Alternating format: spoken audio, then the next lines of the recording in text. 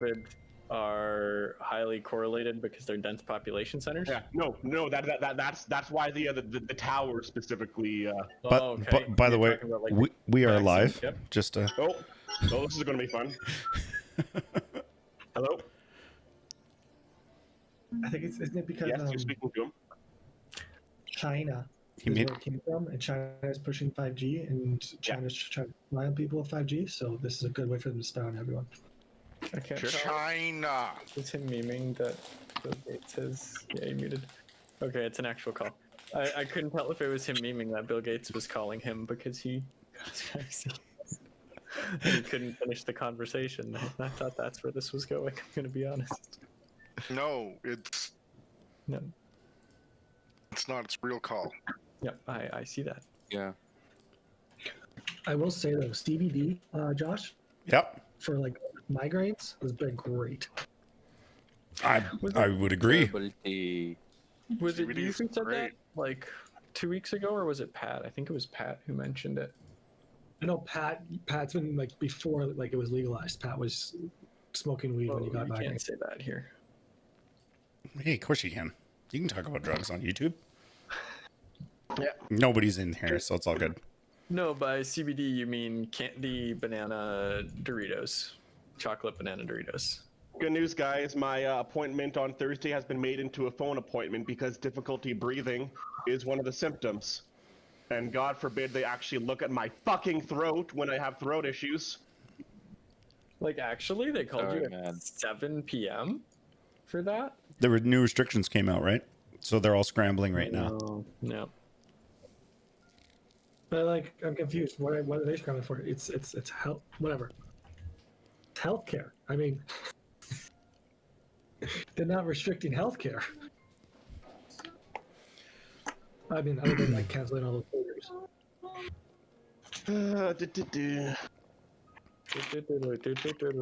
Celebrate good times. Come on. If it's cancer, I'm gonna kill them. Whee! Oh, look at Not if it Sean kills being me first. the forever optimist. Man, this cough is terrible. If it's cancer, someone's gonna lose their job. Goddamn right they will.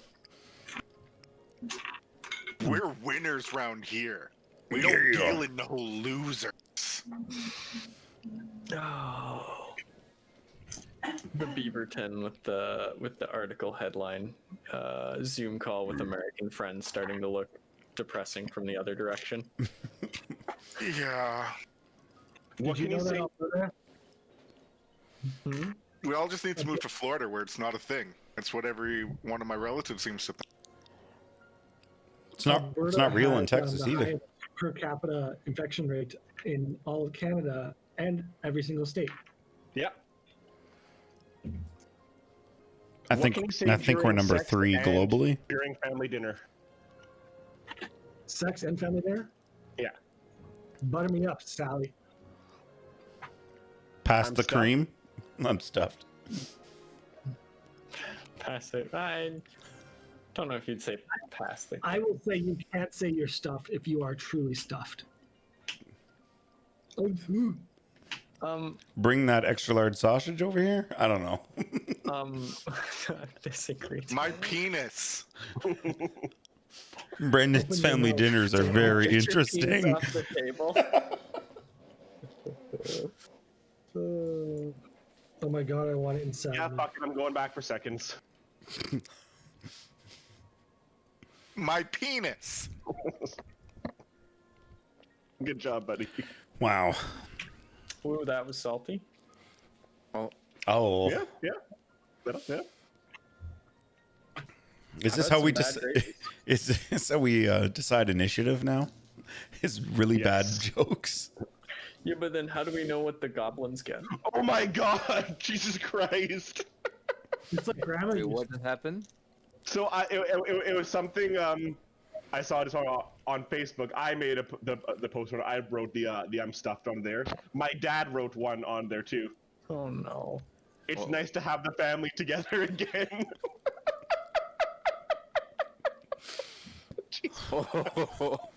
No. Okay. No, Are no. we gonna play?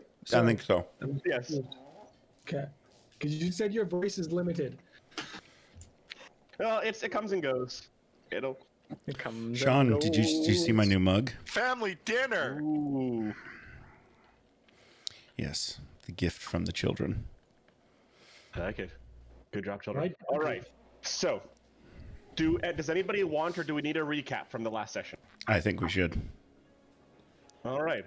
So, last session began with the 5 of you traveling home after completing a mission on the Wayhurst Islands, and you turned and headed north back towards Ordrin. On the way, you came across a large storm which capsized the ship, rendering you all unconscious. Slowly, you all woke up in a carriage, being taken to a city called Aerillon by the elven woman in the carriage, who explained you'd been asleep, unconscious for the last 3 days. Quickly, you all discovered that you seemed to be not only in a strange land, but somewhere that you had never heard of before, and they had never heard of where you were from. But, upon making your way into the city, you were surrounded by guards, not for yourselves, but because of the woman, Penello, one of the handmaidens of the king of this land, was being tried for sedition. You were quickly brought to the center of the square, where she was put on trial, if you can call it that, and was summarily executed by King Lucius Damicos, king of Aerillon. After the execution, the king spoke with all of you, and you had varying decisions on how you wanted to handle your secretive nature. While some of you tried to hide where you were from, Flex blurted out that you were from a completely different continent, which seemed to amuse or intrigue the king, just smirking in response to hearing that you did not have your stories together.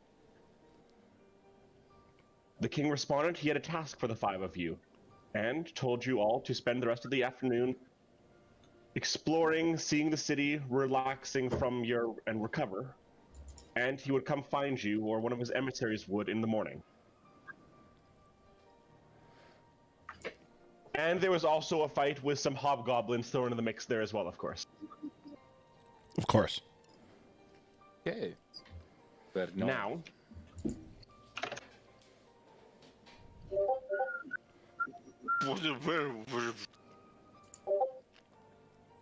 What? Good. Good. Good. Whose Discord's beeping? Sean's trying to control music. so, we will jump immediately back to the 5 of you now standing outside of the Castle Damicos,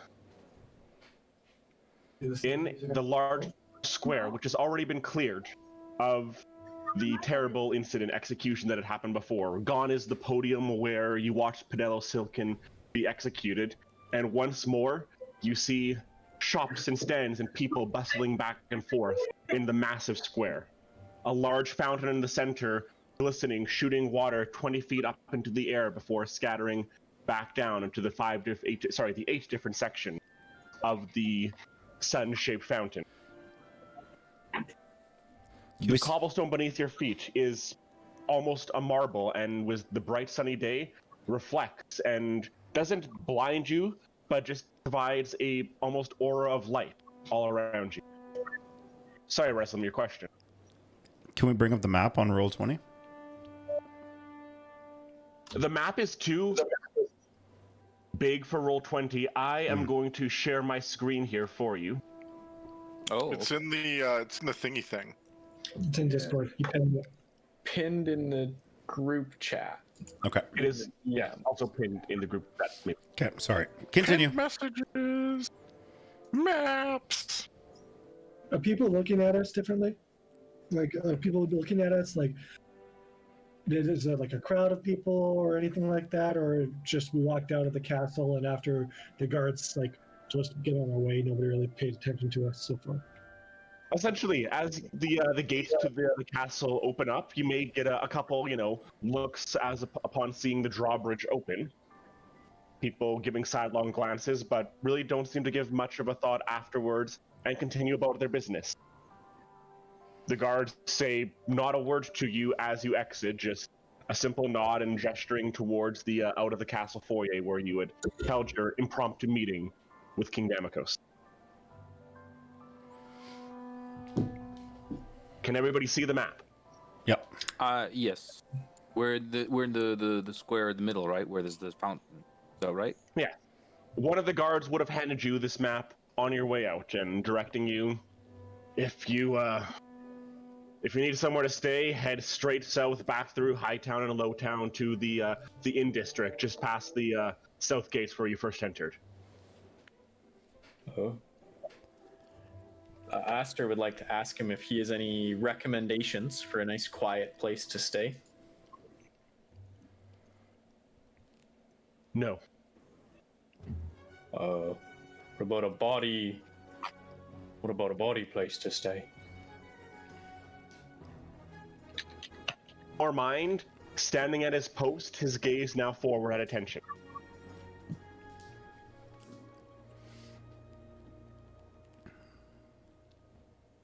Sick.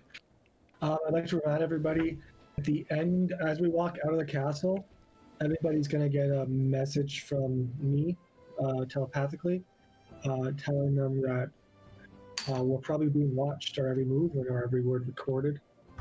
So if there's anything that we have to say that we want to stay secret, say it in here for the next, I don't know how long, give me 1 second. 4 hours. You are now doing this for everyone. Yeah. I use psionic die, so next 4 hours we have telepathic bond between everybody and me. I have to play telephone, but What do you want us to- mean recording? like writing it down. You know, like after a great match, you know, you can read the next day about who punched who and what move was used to pin. But there's nobody with us. I think he. Oh fuck. Yeah, Nope. do the nope, thing. Nope. Yeah. Oh my god. No. No. They stole his voice. Oh my gosh. Got a What frog in your Oh my throat god. there. Frog in your throat there, Ruslam. You all got it.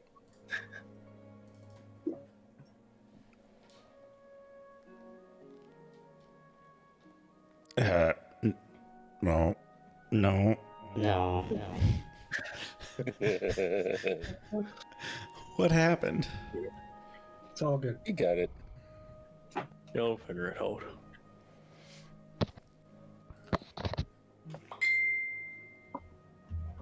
As you stand there in the square, though, just as Reslam is getting himself acquainted, you do know the only looks you are getting now is mostly directed towards you, Reslam, standing there in your fine clothes that are a little disheveled and not torn, but just wrinkled and rough from the previous incidents of the shipwreck and the everything there. If we find an inn, I might be able to mend those a little, but as I believe Min has said, we should probably find clothes that are a little better suited, a little more familiar to the people of the city. Something with a little bit of red. Currently, the sun is right above you in the sky, and you know it to, at least by your best judgment, be midday. Is our clothing that much different? Your clothing, no. It's more the it's the direction of Reslam and the bugbear and fine clothes that seem to be drawing attention. Your clothing seems, most of the people wandering around what you now know to be Hightown don't all appear to be of nobility, but you certainly see people moving about in finer clothing, nicer leathers and tunics. You do see a couple women that appear to be quite of noble descent, long red flowing dresses that reach the ground and trail behind them. You do notice in this area, with now you figured the colors of the sigil, sorry, of House Damokos to be the Scarlet and Golden Sun. You do see a fair number of tunics and dresses that match the colors. Scarlet and gold? That's what I was going for with the red and gold thing. Mhm. Well, Oh, man. You said Scarlet and gold, not red and gold. There is a difference. I'm a, really, I've I'm a never paid bugbear. attention to that. Everything looks red. But my fancy coat is red and gold. And some purple, but... Well, it seems quite fortunate. The stars align. I don't like how the stars align too conveniently, god damn it. Why? Anyway, if we have to find a place, should we first find a place where we could rest for the evening? I agree. And afterwards go visit around town if we're not too restricted?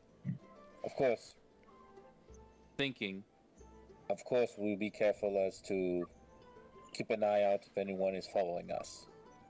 If that is what you wish. I just assume it happens. Yeah, I I wish we don't could find a think... place, fix up our clothes.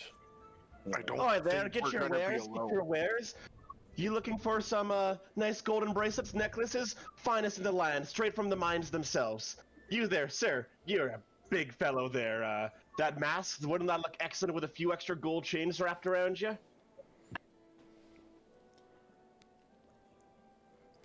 Not the talker, fine. How about you there? Something for your slave there. We can put some finest things. Really give him, the highest level. All right. We should probably get a move on. Looks like we're Okay, attracting wait, a bit too much attention here. Who is he speaking to there? And I know he's talking to Josh about being a slave. Talking to Ruslam, yeah. The first one was you because he said the mask. Oh yeah, one was wearing a helmet Oh. mask. The other Yeah. one's wearing Yeah, he was directing the first. Wait, what? You see a human man wearing a simple tunic, sleeveless. In his hands, he's carrying two large bags. You see a variety of gold chains and necklaces and the likes just draped out of these two leather sacks he's holding. It does pique my interest. Well, I can't be here every day. You gotta speak a little faster than that, sir. he's not a slave. And, to refer to him as such is a pretty big slight. And, I don't like the cut of your jib, so I'm just gonna go for a walk. And I just walk away. The man doesn't appear to pay much notice of this and wanders by to a nearby mother and daughter and starts to charm her up. Aye, lass, that necklace, that neckline there, already quite pronounced, but one of these necklaces here really draw themselves to the lovelies there, wouldn't they? All right. So, Ruslam, you said you saw one of your kin here somewhere in the city that we could maybe go try and have a look-see at. I was hoping to see if there's a house for the hungry or a home for the poor, so I could. I believe the king said there was a room set away for us. Ooh. He said there was an inn we should stay. Was there not? No, sorry, just to clarify, he recommended you find an inn to stay in, and he would find you there afterwards. There wasn't a specific inn that was recommended for you. Okay. I think we should go to an inn and check in and get our room ready. But as well, the best place to learn about a new place is the pub. As long as we're careful about our questions, eh? Oh, I don't think we question. Just listen. And have a drink, right, brother? I wouldn't mind. I wouldn't mind finding access to a library of some kind, though. Something. Well, perhaps with books on the region, the history, the gods. Well, it's a bit of an important issue. Not so much for you, Zingorn, eh? You got your Muradin, and that seems fine here, but I gotta be a little more careful. Well, actually, I have a few questions I wish to ask as well, and I might join you if you're going to find out more of the history and stuff. If you don't mind, I have a few stops myself. Well, before We'll rejoin you at the pub if we need. Yeah, before we split up in unfamiliar territory, let's get set up at a pub. Sounds like everyone's in agreement. Yes. Give me a moment, though. I'm going to go ahead towards that one merchant, and I'm going to kind of grab at Adam, Attack roll. try to turn him around. Essentially, I'm short, man. I'm a dwarf. Okay. Hey, lad. Merchant. Jewels crafter. You mentioned about a I, mine. Indeed. Where is this mine at? It's the The mine? I'm sorry. He's going to kind of not violently, but just like kind of, almost comically try to knock on the top. You're little hard for you to hear there. Do you not understand what I'm saying there, sir? I am unfamiliar with the mine. What is the mine? Is it not where you find the minerals and stuff to forge weaponry or the likes, metalwork? The hollow mines north of here, largest mine where most of the fine minerals, diamonds and jewels and the like in Aristel all come from. Oh. And how does the city, how do you come about these resources? Well, a number of hardworking citizens of the land are employed in said mines and spend their days harvesting resources, which are then shipped directly back to Aerillon, as well as all the other small towns and villages throughout the land. But mostly, and the biggest deposit of them, are brought right here, and I have the exact resources you need in order to create such fine things as these. He holds up a almost comically large golden pearl necklace. The pearls I appreciate your salesmanship, but however, I am not looking towards purchase yet. I am just intrigued to find out where. Well, then don't waste my time any longer. I should have. And with that, if unless you stop him, the fellow is going to turn and walk towards another crowd of people. I'll have to ask someone else then. It's fine. All right, And I will rejoin the others then. And I'll actually. So, I don't know how, Aster, you may not be as much, but seems to me that from the information I've gotten to the north of here, there seems to be these mines. Apparently, they call it even the mine, as if it's the one single source of precious materials they seem to be able to find. And large shipments are brought all over this island that we're on. Oh, I heard, Singorn, you kind of caused a bit of a scene there. So, What? It's a market. No one saw nothing. No, it's fine. I'm just, the folk here, at least here, perhaps it's just in Hightown, but the folk here don't seem quite so fine and dandy with, helping out strangers for no good reason. It would seem. Can I have? Sorry to interrupt quickly there, Singorn. Can I have the two of you both make a perception roll for me, please? Uh-oh. Perception 13 plus stuff. Perception, my arse, where is it? +4, so that'll be 17 for the eye. I have an 6 plus 5, 11. All right. Looking around, both of you, just kind of, upon hearing, wow, sorry, Aster, say that. It looks, most of the people you're seeing don't seem to pay you any mind. You aren't getting any looks from your exchange with the fellow. In general, this appears to be a fairly loud area with people just kind of shouting, yelling for trades back and forth. Nobody really pays any of you too much mind right now. I think it's time to find our lodging. Indeed, we should also try to find your brother. He seems to have wandered off without us. I'm still around the market. I just walked away from that dude. All right. So, now that it sounds like you, I've heard a couple different things that you guys are looking for. You're looking for a library, perhaps a poor shelter or something like that as well. And First, in with a pub. No, first the pub, yeah. First the inn. Let's All right. get an anchor going. Find a place where we can get a drink, buy some drinks if our coin works properly here. Good point. And actually, that brings me. Is it possible to keep an eye? This is a market, so like coins are exchanging hands. Does it look like our currency? Not that I have any on myself, but does it look like our currency would be of note here? Like, do we have a giant picture of the Elven King on our currency, and all their coins are like faceless and blank, or what is it? Or The they're biggest carrying thing- twice the size. The Like- biggest thing you note, just make an investigation for me there, Aster. Sure. Well, you can do that. I've got a 12 plus 4, 16. Looking, you see most of the coins being doled out are simple coins of no real design to them. Gold coins are gold coins, silver coins are silver coins. Your coins, however, do have the golden crown. Your silver coins look identical. Your golden coins, however, do have the golden crown of origin on. All right.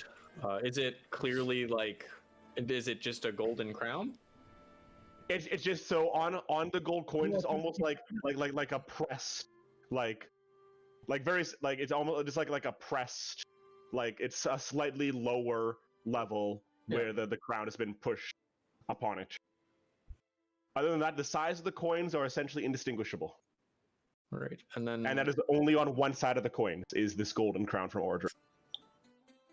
all right. But they're still gold. They're still gold. With our coins, with the coin we have, we should perhaps find a little of a seedier pub, but I don't know if that will help us at all. And then one final thing I would like to do is I would like to just cast guidance on myself. Like just the cantrip guidance. Does the act of invoking a cantrip seem to set these people at alarm? No, it does not appear to. All right. And what do you just?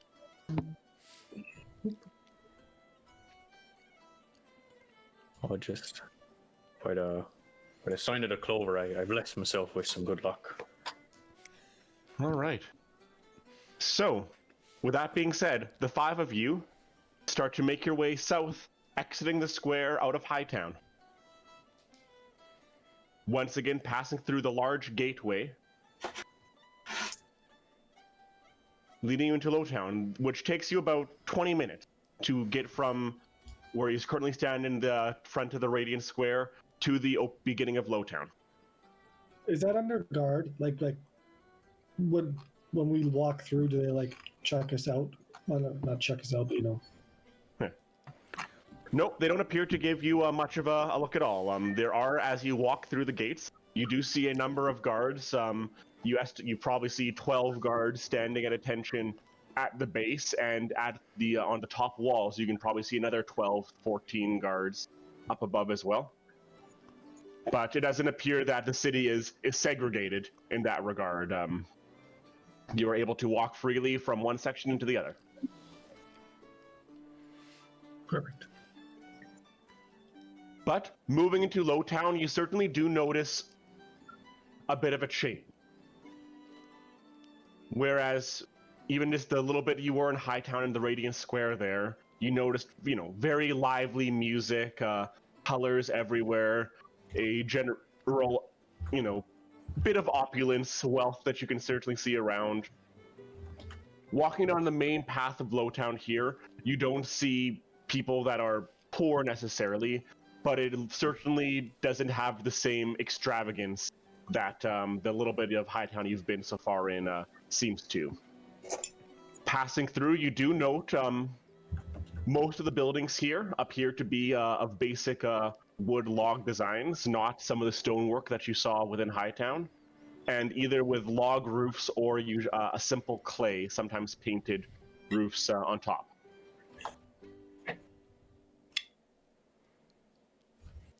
Have we moved towards an inn? Yeah, but as you make your way through Lowtown once again. Hello, Jer.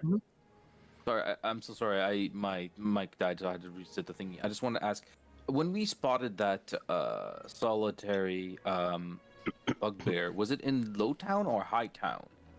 You passed them in Lowtown. Okay. Sorry, that's all I wanted to ask. Ruslam, can you make an investigation roll for me, please? Just as you're passing through to the inn district. What's your roll? 16 on the dice. 16.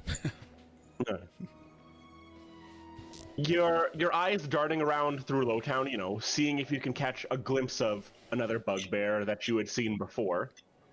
You don't find a bugbear, but your eyes do catch one fellow that strikes you.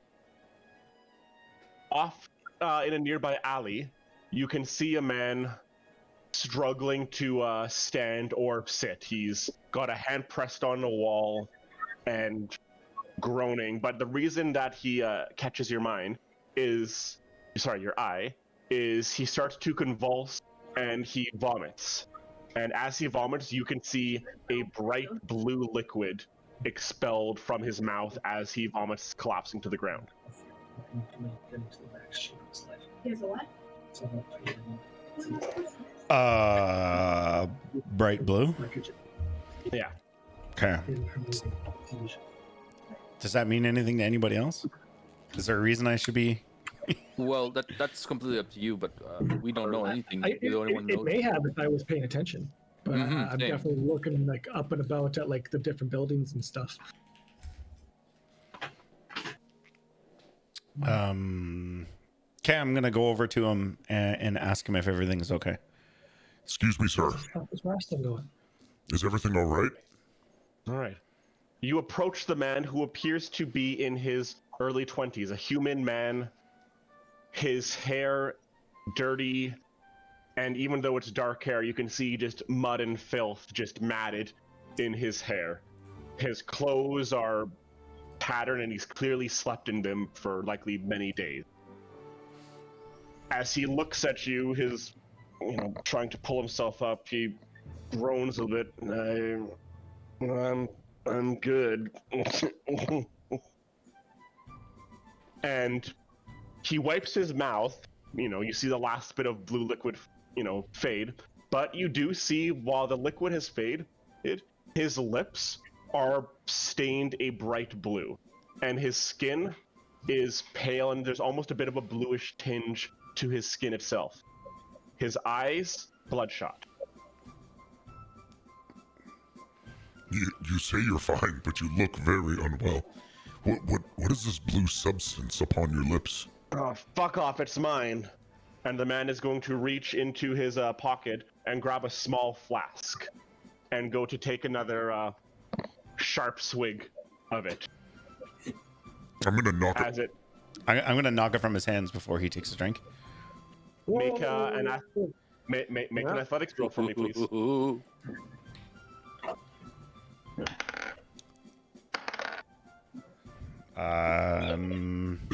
26.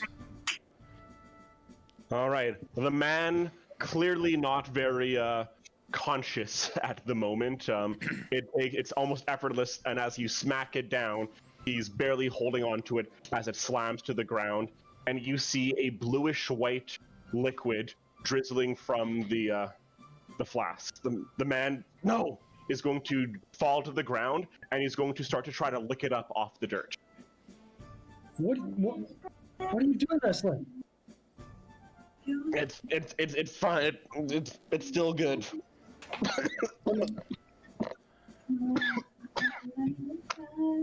That was a little him, little me.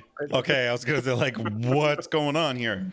I'm trying to save this man's life. He clearly is under the influence right now and does not know what he does.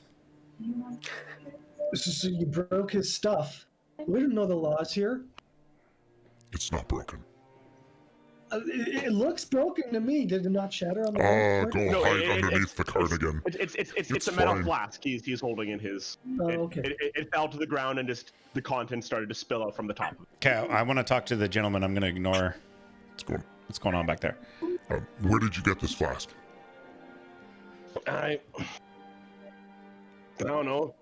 Store.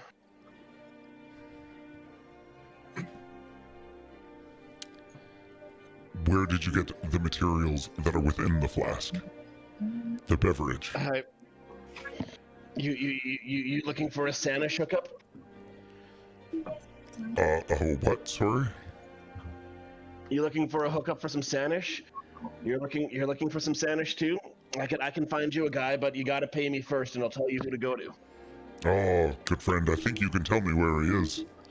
Or I will snap you in half. Make an intimidation roll for me, please.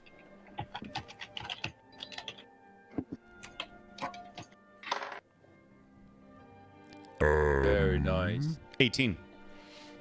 Ooh.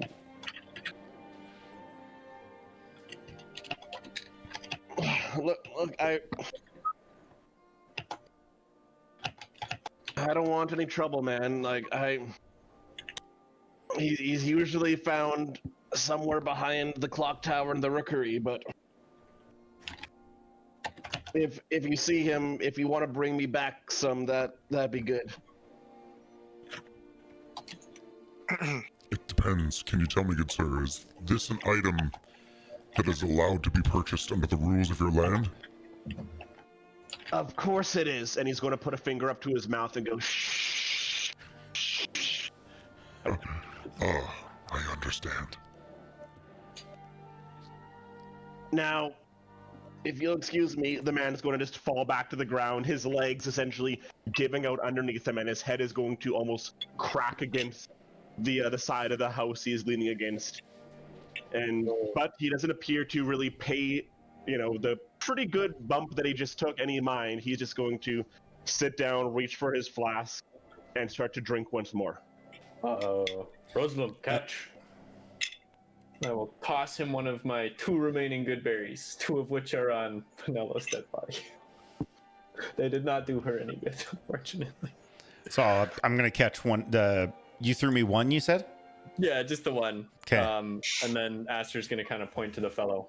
Looks like he might need something to pick him up after. So he's fallen down, correct? So I'm going to get down on one knee right next to him and feed it to him like a baby. Here, young man. This berry should bring you back up to par.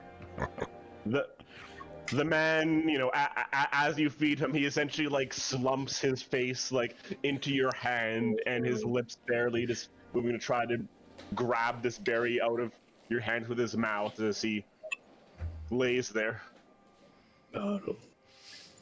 Aster, stop encouraging him. Well, it won't cure him of his stuff, but it'll give him a meal and freshen his breath a little. Yes, slaves should totally be giving people gifts in dangerous alleyways. Well, it seems, as long as the fellow doesn't die. Better be of a good. random heart attack. Better be I'm known assuming for that's in your good head, right? rather than not. Let's continue. What did you Alright. say? Better be known for good. Oh no, sorry, I wasn't. Sorry, that was. Sorry. No, that wasn't towards you. No problem. It's my bad. I was kind of talking to myself. What's the helmet? Sorry, we'll get that off you soon. Don't worry about it. But another time does not drive me crazy. All right, little guy, let's get you a drink. Oh, All right. Moradin, please guide my fist into his face one day. With that incident out of the way, you make your way further south. And again, find yourself in the Inn District. Now you have a bit of more time to take a closer look at your surroundings. As you are now walking south, on your right-hand side, you see a number of familiar sights from anywhere that you would have seen before. Simple wooden inns, signs either painted right onto the wood or small iron signs on top. You see, the meat hole, the drowned rat, the bone hammer, the salty orange. Further further south of that, you see a few little bit more brightly colorful inns. These appear to almost have a bit more of a flair to them. They seem like a little more specialty places, such as the Cloak and Stagger and the Mischievous Gnome. On the opposite side, you see a number of elven architecture buildings. You see great trees in a nice park area mixed in with them, as they are all its buildings woven right into the trees. And past that, another smaller courtyard where a few more proper inns and hotels look, such as the Silver Pegasus and the Iron Stag Inn. The silver what? The Silver Pegasus, Iron Stag Inn, Damocos Glory, and behind, yeah. Gotcha. But you do see that even just looking on your map, a few of these look to be specialty places as well, such as the Blood God's Wrath, right behind. Well, I don't know about you guys, but I don't. Do we have our 50 gold coins still, or did we lose that? You have your 50 gold coins. Each, correct? Well, as unwilling as I'd be to part with it, I do actually have a bit of jewelry and crystals. Well, jewels and crystals, gems, I suppose, and stuff. If it's a little subtler, we can use that to pay potentially, or pawn it at a jeweler for coin. But for now, we can see if our coin is accepted here, I suppose.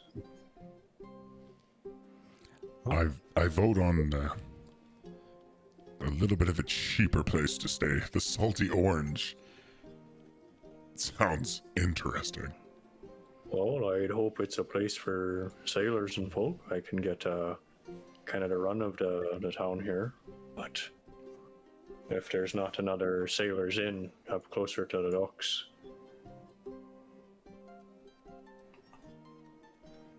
Well, it's kind of fitting. We are adrift after all. Exactly. Adrift drifters. Is it called the Salty Orange because sailors ate oranges in the salt water? Is that the idea?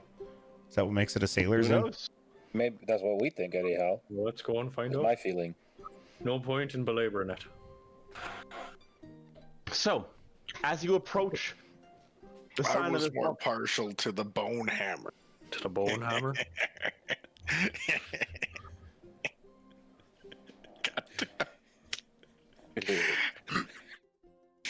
Well, I feel like I'm missing something, but as you approach the sign of the sign of the Salty Orange, you see a simple 2-level inn on the right side, a bit of an overlook of the second level with underneath room for stables. You see 3 horses currently stabled in there. A boy looks no more than 14 years old, currently brushing one of the horses there. The sign hanging down, an old iron sign that looks quite rusted. You can see what appears to be a painted orange on it, with a skull and crossbones behind and 2 scimitars crossing those.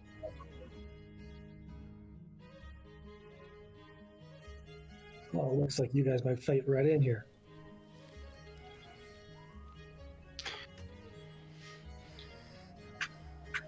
I mean, we did come from the sea after all. right, we're adrift. Did we get an actual map from the guards, like a Yes, pamphlet map? this is the map you have received. Okay. The including the text on the map is text you would have as far as notable buildings and location. The illustration is impeccable. I wonder how they can reproduce this at such high They quality. have quite an interesting art style. Oh wow! Some I'm sort of isometric. Did you just zoom in, Jeremy? yes, I just zoomed in, man. It's sick. What the fuck? I'm sorry. I just finally. Okay. Holy shit! That's so dope. Yeah. What are we? What are we zooming in on? So The map. when you press in Discord, there's like a, there's the picture and everything, but right on the bottom left it's written Open Original. If you open the original, you get the fucking beautiful view of this whole city in better detail. So looking at it now, Singler, I'm going to point out to you that there's words on it. Do you see any Mhm. place that you would like to stay? Oh, the salty orange? Yeah, okay. I see. Well, it And is Jared- in the center. Sorry, Jared, just letting you know again, your mic's gone a little wobbly again. Oh fuck!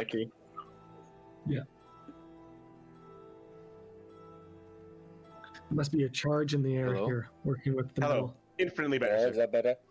Yep. Much better. Much. Huzzah. Oh, damn. Yeah, there we are. Okay.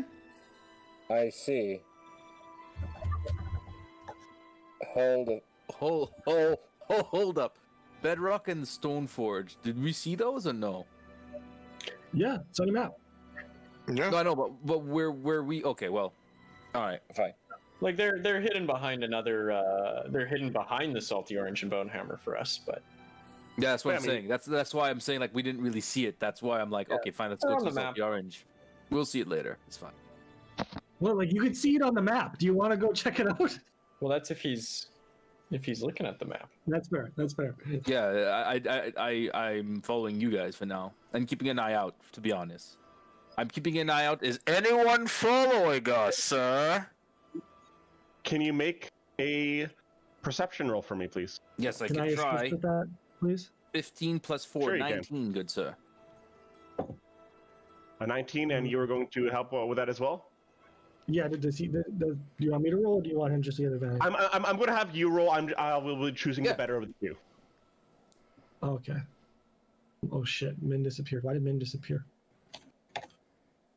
I can see again. This is awesome. Okay. Can see. Perception, I right? can fight. 22. Ooh, nice. That's right, paranoid girl. Is there anyone around All us? right. As you have been moving through checking to see, you don't notice anybody specifically following you. However, as you have passed by the guards at every turn, their eyes have followed you. Thank you. Even now, as you stand outside the Salty Orange debating whether you are going in, you can see the guards that appear to be both roaming around the Inn District as well as stationed above. You can see helms turned towards you. Now, I think it's probably best if Reslan doesn't speak for us too much here, as the people seem to think that he's a slave. No, let us break the cycle. He is no fucking slave. He shall speak as he wishes. I don't think we're here to break the cycle right now. I think we're here to survive right now. Yes, survive. Indeed, but still. I understand. We're not. This is not declaring war whatsoever. He is his own free man, is he not? In the group chat, I will say maybe we shouldn't be trying to change things while everybody watches us and judges us. Is in the Well, group chat it's through definitely- via telepathy? Yeah. That's Okay. it. Okay. This is quite. This is essentially group chat. I love that idea. By the way, we just say group chat. That's the magic word, and we're in the mind. Well, let's get settled in and see how we feel about all this stuff tomorrow, right? I think That's out loud. Aster. Aster's kind of looking down at the map and making some notes, so he's not. I think And Aster clearly needs the to person here, start the conversation in the inn. What? I'm saying you should. Aster should be the one to walk Yeah. into the inn to go have a Aster discussion kind of looked up from the map, right? without the four of us. Oh, you think I should go in alone? Mhm. Well, I hadn't thought of it. I suppose. I could do that. Any objections? I mean, Why you could not order, send but- the human in? Oh, yeah. wherever Sorry. he goes, I go. So Well, I'm just saying, you I can know, go in. just- If they're sailors, they're my people. I can chat with them, and I'm sure they won't mind it. I'm a big feller. either you or the man who such a good showman and getting people to enjoy his every word. Well, all right. If you think it's best, I'll head on in. And Aster will just kind of like take a couple steps forward, look back at the group, take a couple steps forward, look back at the group. Like if nobody's Go, following, but he'll I'm- just like I'm just gonna say in the group chat, I'm a little confused about this showman thing. Slowly That's walk you. in. No, I get that, but we fought stuff together and we've been on a boat. You would know dick all. No. You telling us that like for 2 months we traveled together, you never told us like your stories of you as a wrestler? I was training. Oh, okay. I just assumed to think it up. I thought that you'd done like some like amateur stuff where you've traveled at some point. That's my bad. No, this is me traveling. This is the start of my whole excursion away. Gotcha. Okay. Alrighty. All right, so After pushes open the door. all right, I'll stick to you like glue. I'll be like right behind him. All right. all right. As Aster and Min both walk in together, you push open the doors and you find yourselves in a simple, rustic inn. You see on the front landing as you walk in a number of tables scattered about. You see a couple dwarven females chatting in a corner together. Two gnomish fellows chatting at another table. Another two tiefling fellows at another table, and another two human males at a fifth table. And these 7 people seem to be the only ones currently in the establishment. Aside from behind the counter, behind the bar, you see a shirtless, purple-skinned tiefling fellow. Hello there. Barkeep. Aster will kind of wave. Hi, hello. What can I do for you? Well, we're coming in from out of town, and well, we could use some rooms for the night, a drink, and perhaps a meal or a direction to where one might best acquire some of those. Well, of course. How many rooms will you be needing? Just the one? We of course accept all types Well, here. no, On sorry. beds together. He kind of like interrupts a little. It's there's myself. There's a couple other. We've got a couple other friends that would be joining as well. 2 more big folk in one room. Of course, our beds are more than big enough for at least even sometimes 3-4 people. Although if you have a Goliath there, it might be you might just have to cuddle a bit more. But of course, here that's fine. A few extra beds would be, or cots would be nice. I'm happy sleeping on a cot or something like that. Of course, one for pleasure, one for sleep. Absolutely, of course, I understand. So I'm a little confused. Are we buying a single room, or are we getting 2 or 3 rooms with? There's, like, I'm a bit of a big feller. We've got another one who's a bit taller than me, and another one. Rizlin, how tall are you? 7'2". Another one about the same height. So I don't. Aye, big boys.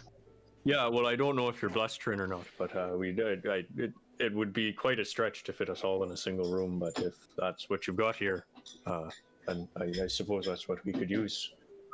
You are from out of town. You haven't been here before, have you? No, well, you might say we're country bumpkins drifting into town. I certainly have rooms for all of you. I can fit 2-3 of you comfortably in one room just for sleeping. This establishment, typically the clientele who come here for less rest and more pleasure. Oh well, no, this they will are be a place where we're just coming to rest our heads. And well, I shouldn't speak for everyone. Sorry, I really shouldn't. I don't really know what floats everybody. Well, doesn't matter. That's certainly fine. I am more than happy to put you up. I can even put you into one of the corners, which should be a nice, quieter area. Most of the people who seem to walk through my doors are of the taller men variety. Well, I wouldn't mind something preferably. Other taller men. Something preferably with a western-facing window. But how much would that run us for the night? Well, you said I can probably make 2 rooms for you. I can put them side by side, and there's a door in between, which makes it easy for you to walk through for each other if you would like. It seems very convenient, actually. For just a single night, that'll just be 10 silver pieces for 2 rooms, 5 silver apiece. All right. If I take a look around, do the people in here look like sailors? I have a sneaking suspicion this is not a sailor's. Make Or is it? Make an investigation roll for me, please. They go from port to port. Do you, You see know a, what they say. do you see a bunch of seamen in the room? We have a 16 if it's investigation, 17 for perception or insight. Whatever. All right. Between both, there are a couple fellows who look, like they are sailors. You do actually see some rope, some rigging. It looks like they've got a typical dry sacks tucked at their chairs. And like they've likely either just come to or from a voyage. The other fellows, though, you certainly see you see the three different couples of males. You see are male couples that seem to be quite tender, loving to one another. As nothing, this you realize this is not a brothel, but this is certainly a place that is more designed for a male clientele. If you don't live in town, and then Aster will kind of lean in on the table, and I was gonna say pushes over a silver, but he doesn't have his coin on him. And this place, I suppose, is good for the privacy. We're a motley crew, and it's some of us are a little more embarrassed about our inclinations. Please, there is no need to be embarrassed of anything here in Aerillon. All peoples are more than accepted, but if you require some privacy, I can even arrange to have an extra lock placed on your door for an extra silver piece. Oh, that'd be absolutely perfect, actually. All right, you know what? For you, 1 silver piece, and I'll give you 2 locks, 1 for each door. My name is Shellac. If you need anything at all, I am the humble owner of this establishment. All right. Well, I suppose if if you've got a coin, I'll go out and fetch our friends, and maybe we'll get up and get our rooms prepared for the evening before we head out to the city for today. So, Can I do an insight check on when he said country bumpkin? Did the guy get excited? Okay, make an insight roll, please. Is that more what you're looking for? For an insight, like a... Jesus Christ, Brendan. Josh might not get that. I have no idea. Insight is 19. Didn't seem any more excited. You see a bit of a wave of understanding went over. This fellow appears, used to people knowing the lay of the land as they come in here. Realizing that you clearly are, maybe haven't ever been to the city before. In his eyes, he, is trying to be. Seems like he's trying to be a little more understanding and is explaining his establishment to you. When Aster goes out the door, like, I'll be right back. Of course, please. I do have a stable boy as well who can take your things if you have anything else that needs to be stored.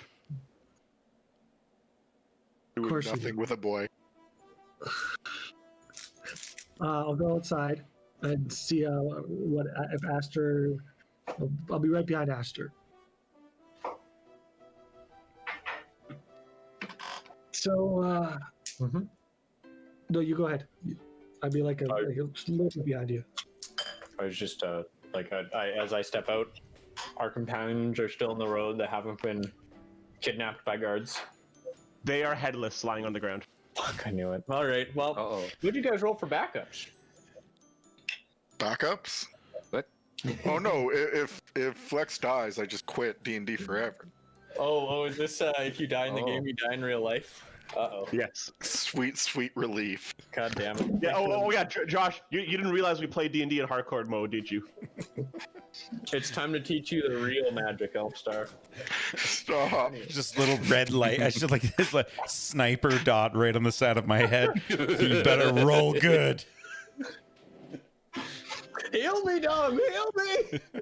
No. You know what you did. Death save! Death save!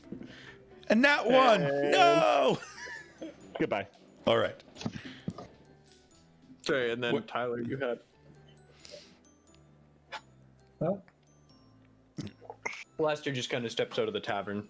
You head out behind. Yeah, Flex but gives I'm, like, a couple thumbs seconds up. behind you, so, like, yeah. I would have liked to try to do something while they were inside, if you don't mind. You see Singorn essentially. He how high is that the salty orange sign? How high is it? It'd be it's certainly with it reachable. It would be like 7 feet in the air. 7 feet in the air. It's not. Precious. And Singorn is tapping his little hammer against his side, and he's staring at that sign, pacing. And then Bex, Ruslam, could one of you, please, for the love of Moradin, lift me up towards that sign? I beg of you.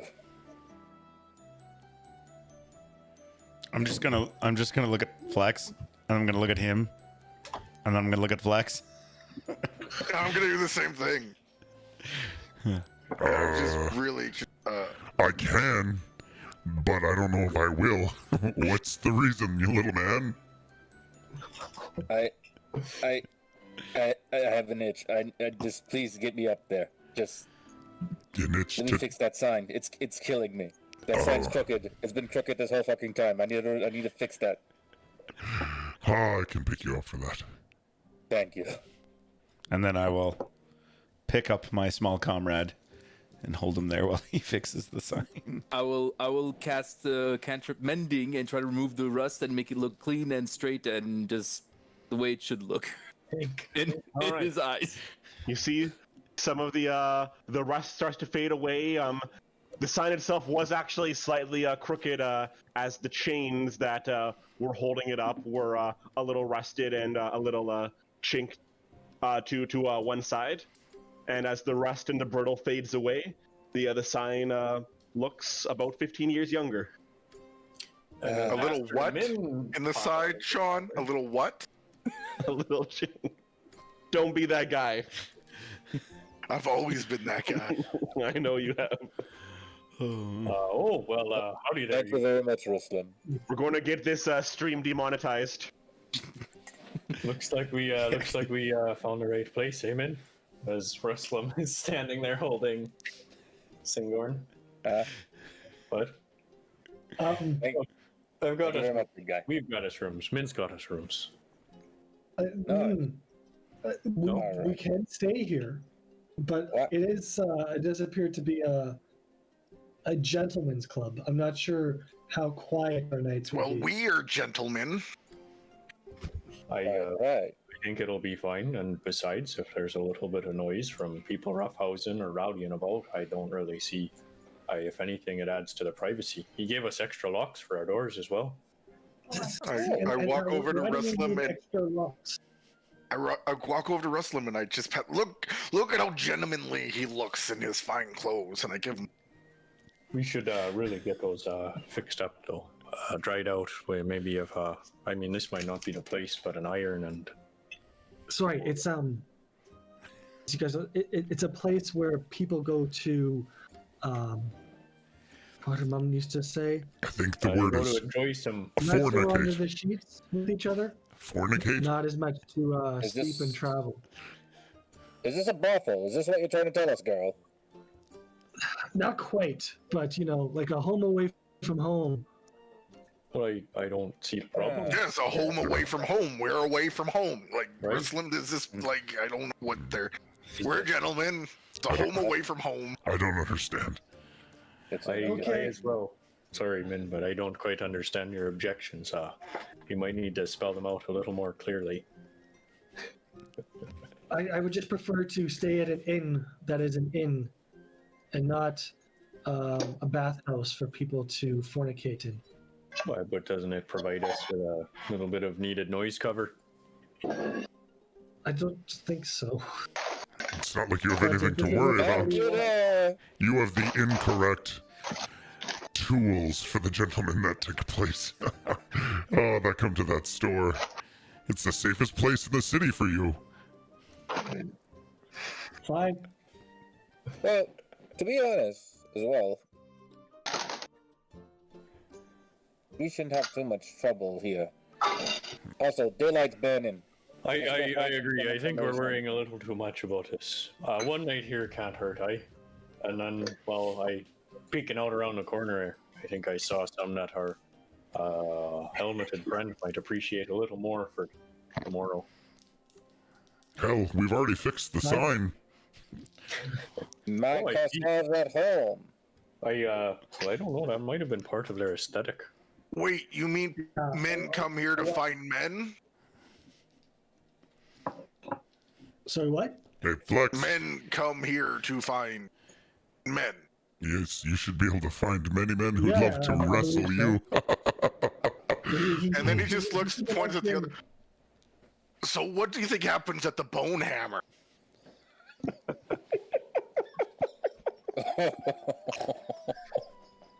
A city that has an establishment like this right off the main street, I wouldn't be surprised about what happens at the Bone Hammer.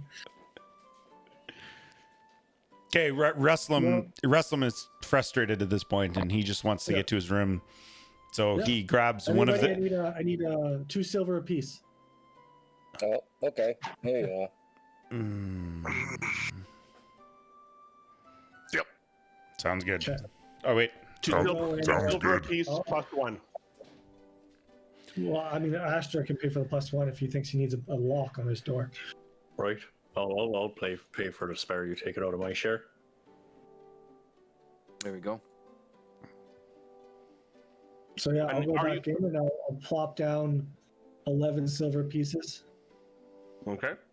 If we have silver, I know you told us we received 50 gold. Do we have silver, or is it just all gold? You have silver as well. All right. Can you show us to our rooms, please? Is there any food here as well, or is it just snacks and beverages? Oh, of course. No, we have a full kitchen. I make a mean stew and an excellent omelet in the morning. And you, sorry, Shalak is going to point to you, Reslam. Yes. If you want, you can sleep in my room for free if that is your kind of thing, sir. And I give him a hearty slap on the back. I mean, it's already kind of free. We've paid, and he'll fit in one of our rooms fine. But Russell don't let me hurt your vibe. Thank you for the offer, good friend. I shall sleep in one of the rooms we've already acquired. Of course, you're. Come on, little brother. Why don't you do a little bit of wrestling? You know. Do you need your clothes ironed though? Your clothes look a little disheveled from a long journey. Yes, we will take care of that, though. I appreciate your kindness. I can take those from you immediately Yes, if you wish. I know you can. Well, actually, that brings up a good point. Is it extra copper for an iron and a board? I will do it for him for free myself. Drop the clothes off at the front for me after, and I will deal with it. Oh, that's creepy as fuck. I mean, it seems like a pretty good deal, Russell. It's a great deal. Just fucking do it. What do you have to lose? What's his name? What's this guy's name again? Sanak? Was it? Shellac. Like the paint. Shellac. It's gonna give you a shellac. Shellac-a-lackum. I'm gonna turn and give almost like a frustrated grin towards the innkeeper and say, I have it under control. Thank you. Of course, do not mean to antagonize. I'm just having a bit of fun with you, which is not often I get a handsome bugbear in my establishment. That is all. All right, kitty cat, let's get you up in a room and get your clothes ironed ourselves. I'm just gonna turn to Aster and I'm just gonna look at him and go. Oh, okay. Well, I feel like there's some tension here that we could cut with a knife. Flex, may I bunk with you? We'll leave the others to their own room. Because we got two rooms, right? Yeah. Yeah. No. Me and Ash secure the rooms. We will have the double. Well, I mean, to be fair, it makes sense to have the two large ones in a room, and then myself and the two little ones in a room. just mathematically. But you're the one who paid me, so you got my vote. He did not pay. We gave. If ever there's not enough space, I will find my own. It is fine. It's already paid for. I know. I paid it from my own pocket. I understand. All right. We'll see. We'll figure it out when we get to the rooms. There's still daylight, so let's deal with that, and later in the evening we could find ourselves a place. Well, you guys found yourselves a place. If there's space for me, I will join. If not, it's fine. I seem to have. I got a chance to have a glance at that map of yours there. There's something that caught my eye. Well, make yourselves comfortable. About 5 hours from now, I will likely have some stew and some roast chicken ready, which will just be sitting on the pot if you were around at that time. Otherwise, pack your things into your room and enjoy your stay here at Salty Orange. You don't have any tapas right now, or Any which, sorry? tapas?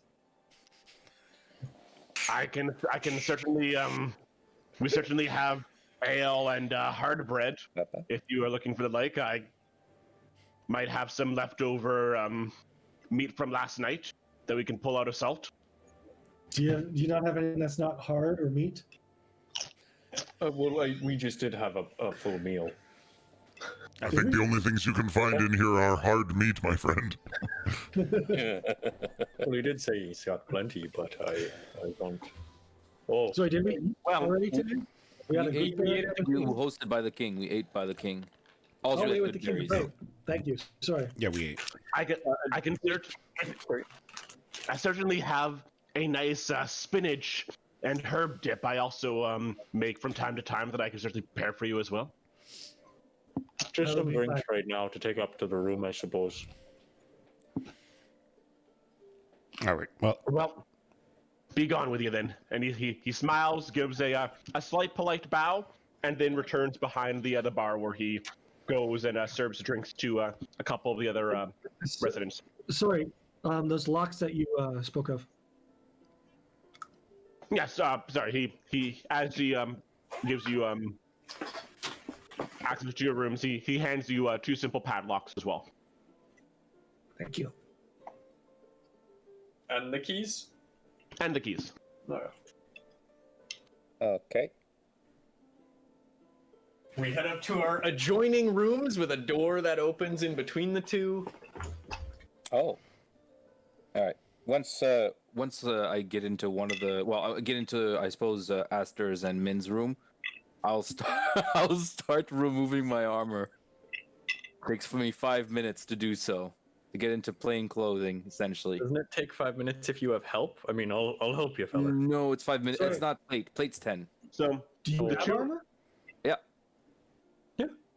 the two, I have the heavy. two- I have heavy freaking armor. Sorry, I thought you took it off when we shipwrecked. Before We did, shipwrecked. yes. But when we came back, we had the fight, and then when we You came had back time to town, I afterwards put to it back put on. Oh no, sorry. Like we shipwrecked. You were in heavy armor during the shipwreck. No, I was not. I removed it and put it inside a barrel, and we also put in Ruslam's axe in the barrel, and luckily it floated. Yeah. And you. Oh, yeah, I we forgot. found it. so Flux and we go into our room, and I quickly drop all of my things, and I want to head back downstairs to go speak to the innkeep without my partner so long. All right, I'll come back to that in a quick second. For the rest of you, you walk up the stairs, down the hall to the very end where your two rooms are. Aster, the room on the other corner does give you a west-facing window. Oh, alright, perfect. The rooms are identical. The beds in each room are about 8 feet long. And queen-size beds. Oh my god. Each room has a large chest in it, big enough to place a couple pieces of armor in, as well as a nightstand beside each table that any other variety of trinkets would. There is no bathroom within the room. When he would point out to you, there is a lavatory downstairs. If you're seeking glory, if you know what I mean. So, rest of them, you return downstairs. Mhm. as you see Shalek engaged with the two gnomish fellows at the bar, speaking, laughing with them. You don't catch too much of what they're saying, but as they finish a thought, he just motions to them 1 second and then turns back to you. Yes, my furry friend, what can I do for you? I'd like a large glass of water, please. Of course. He turns around, grabs a large pitcher of water, and hands you a nice, large, clean goblet, and hands it over to you. So what was this about you wanting to iron my clothes? Would this take... I was merely being friendly. I'm a very straightforward man, you will come to know, and you are a man who is certainly my type. Great. Okay, so I'm gonna look around really quickly, and then I'm gonna motion to him. Do you have a back room where this iron may be? Yes, I can certainly show you to that back room if you would like. So I'm just gonna nod my head, and yeah, I'm gonna nod my head. Mm-hmm. All right, and the man is going to motion towards a back room. I keep the iron in my quarters. Very good. So I'm gonna follow him. Ooh la Okay. la.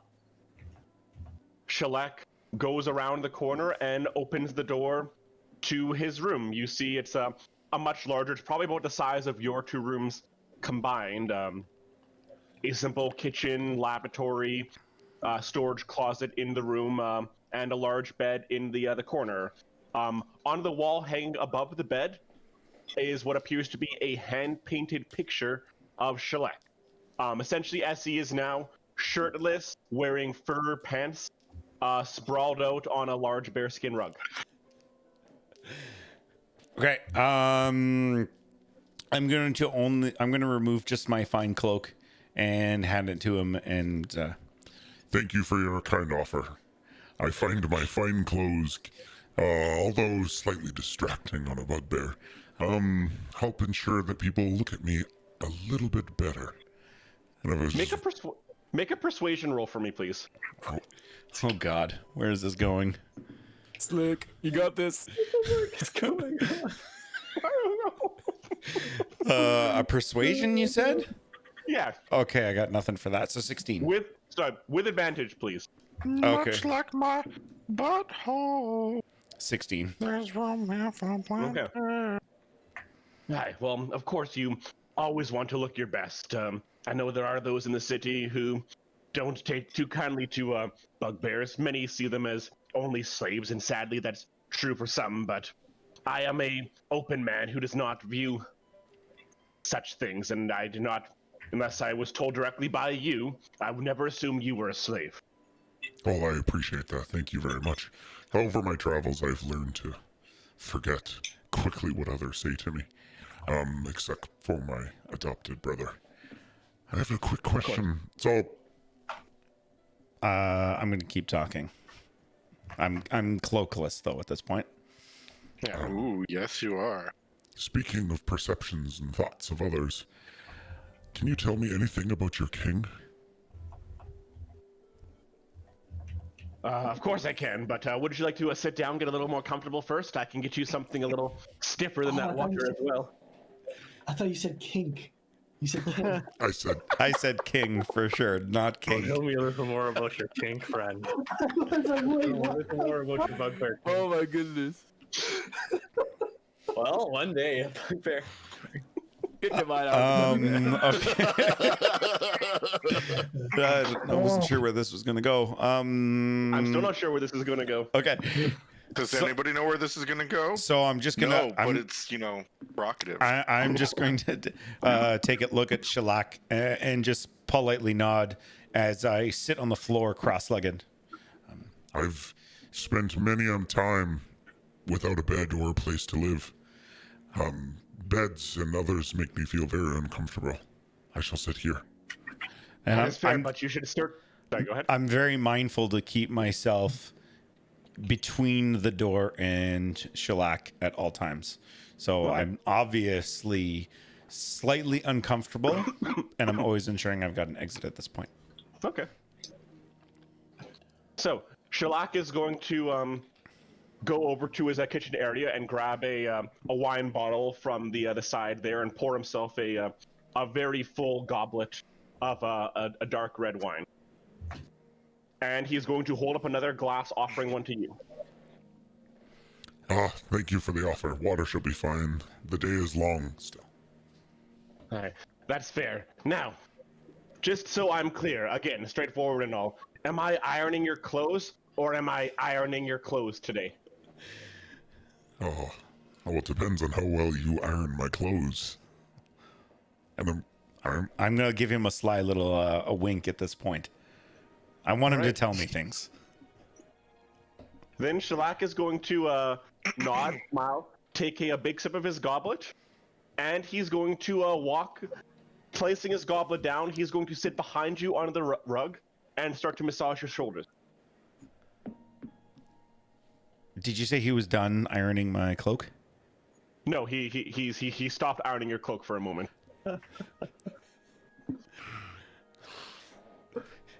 Damn it, John. You do this to yourself. Yeah, but I didn't think What so. is victim blaming? Get out of here, Tyler. Did you see what he was wearing? Nothing.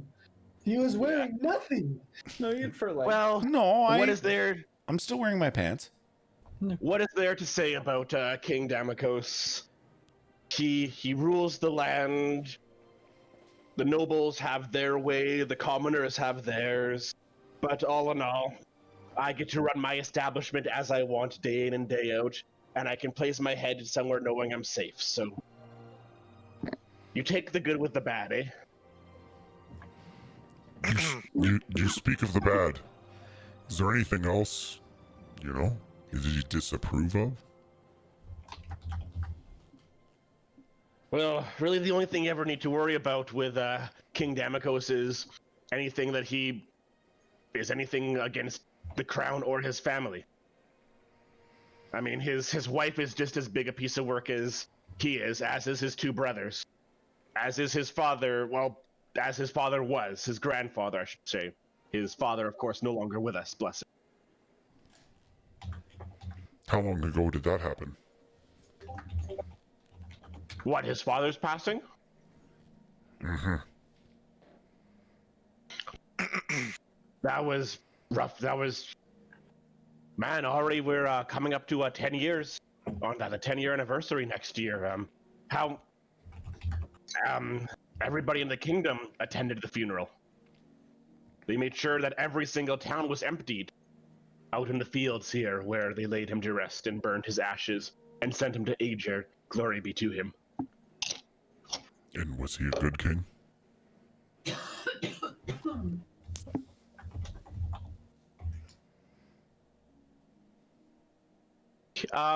He pauses for a moment, just almost lost in thought, almost, for the first time trying to choose his words. Aye. Leofric was certainly... Lucius is certainly Leofric's son, let's say that. Both incredibly proud, zealous men. But I suppose you would say nothing less than Aegir's chosen, would you not? But their rules have been very similar in that regard. Lucius has taken the crown much younger than many expected him to, but he still rules with just as much authority as his father did before him. Did you hear the story of the young woman who was beheaded? I had a couple people here hear about that. What did you hear? Handmaiden of the king, tried for treason, tried to blow up or take out the barracks. Do you know why she would target the barracks? Well, it's where most of the guards in the city train and operate out of. At any given time, there's probably a few hundred. in and around the area. If one was, and of course I'm never saying I would, if one was looking to deal a blow or cause a coup of some sort, that's where one would target. Do you know a group who may be attempting to overthrow? No one's that stupid. You hear occasional people, and every once in a while you'll have some loudmouth jackass, usually drunk off his mind on Spanish or alcohol, standing on a box, decrying the king, and within an hour, a guard has taken him away, and sometimes you see him again, sometimes you don't, but if there was any organized group doing such a thing, they would be heard of and publicly taken care of. You do not need to worry about such things. Okay, so I'm gonna take my hands off his hands off of my shoulders, and I'm going to spin myself around, and I'm gonna look him in the eyes. I'm gonna say, If you were to think of one person who you think would be true to follow through with such a plan, who would it be? I know there was one. I can tell on the look on your face. Who is the individual? Who would I talk to? Make another persuasion roll, this time without advantage. damn, 5.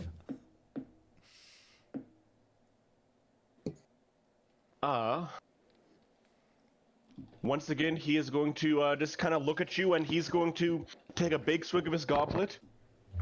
I am a loyal kingsman. I do not know if you are some sort of test or guard or who, but I am loyal to the king and loyal to the Damocos crown, and I would know nothing of such people. I think I will finish ironing your clothes. I will have them delivered to your room when they are finished. I'm gonna stand up, and then I'm gonna reach out a paw to help the gentleman stand, and then That's okay. No mind. Thank you for your kindness. And I'm gonna reach over and grab my still remained unironed clothes, and quickly put it on and return back to my group. Okay. Jesus, now where'd you go? It's a it's a long story. Well, you've only been gone about 20, 30 minutes. Is it really that short? I just attempted to get a little bit of information out of our little friend, Shalak. I seen the way he looked at me and figured I could use my body maybe to get some information. Oh, did it work out for you, kitty cat? I got to the back massage and I felt quite weird. Unfortunately, no names. No, what do you mean no names? I asked who I may be able to talk to about About what? uprising. This is maybe... What? Yes. Why would you do that? Oh, golly. You and Flex, I see the brotherly connection. You're certainly trying to give me a heart attack. Jeez. I figure a We young just got man... here. I know, but I figure a You're just young gonna tell man... everybody that winked at us that we're not from this land and we want to kill the king? Listen, Jokingly, very quietly. this is not a normal man. He wanted to bed a bugbear. If you can imagine, we have... Yes, I'm sure that idea is very exciting for you. It's not the first time Very I've run into this, exciting. Min. But very exciting. Am I alone on this? Singlorn. Oh wait, Singlorn's gone, isn't he? No, he's Changing his Signor's- yeah. No, I thought he said to be right back. Yeah, I don't know. Pineapple, you here? No, he said be right back. Oh, sorry. Sorry, Singburn's praying to Morden at the What, moment. is this? No, we did say we were gonna shut our traps. Okay. I just don't want to be the crazy one here, but like, you're gonna tell every horde that winks at you that you trust them and ask them if they want to, run away with you and steal everything? I gave no information, only asked questions. Yeah, but we shouldn't be asking questions. Well, He knows- I you ask those questions. wouldn't say we shouldn't be asking questions. I just I wonder if Ruslan, you were. Well, I mean, what happened to? We should go to an inn and listen and not ask questions. I remember a bugbear, very Opportunity smart, presented. I was a smart bugbear, saying that about half an hour ago. That was before a man attempted to bed me. I mean, we can. Look, Yeah, okay. I So let we're the- asking questions, but we need to not ask questions about like, All right. the bad stuff. Bad stuff, because we're already connected to the bad stuff. Do we want to be? Do they want us to think that we're involved with the bad stuff? We're not involved with the bad stuff, but if we're asking questions, people start thinking we're involved with the bad stuff. So I'm just gonna look at my brother and nod. Also, the more questions we ask, the more people don't seem to understand. Like, sorry, would you have told us everything you asked and everything he told you, or no? Oh, hello. Yeah. Welcome back. For Yeah. sure. And Josh, yeah, for like how I usually run these, like if you've had a big, kind of separate talk from people, if you want, you don't necessarily have to reiterate. You can just say, because everybody's listening, you can just say, I reiterate everything to sorry. everybody. If you want everybody to know everything that you. I tell everybody everything. Yeah, or you I'll- can say like, I tell everybody everything except. You know. Okay. Well, no, I'm gonna tell everybody everything, and then everyone's gonna start to get upset, and I'll be like, I apologize. All right. Just trying It is to. good to know though that we need to know everybody saw this king die. So if we ask, like how did that king die or how long ago, well, we had to have been there. If we want people to think we're from this land, right? He said they emptied. I can't believe they emptied Everly village. Can you imagine all the paperwork for that? I wonder if some of it was folk on the islands, perhaps, maybe not. So that could be a way around it. But no, I think Ruslam, where you've got it right, is asking questions is good, especially if we space them out. Ask this fellow questions you've asked, and we find somebody else ask them a few more. So it just eventually will paint a full picture without anyone knowing that we never had anything but paints to start with. I'm just gonna nod my head in agreement.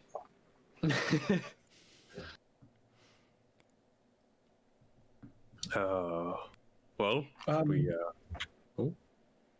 Yeah, so I was on this room debate. Now that we look at it, I think it would just be very gentlemanly of you all to give me some bit of privacy and at least just have me share a room with my travel companion.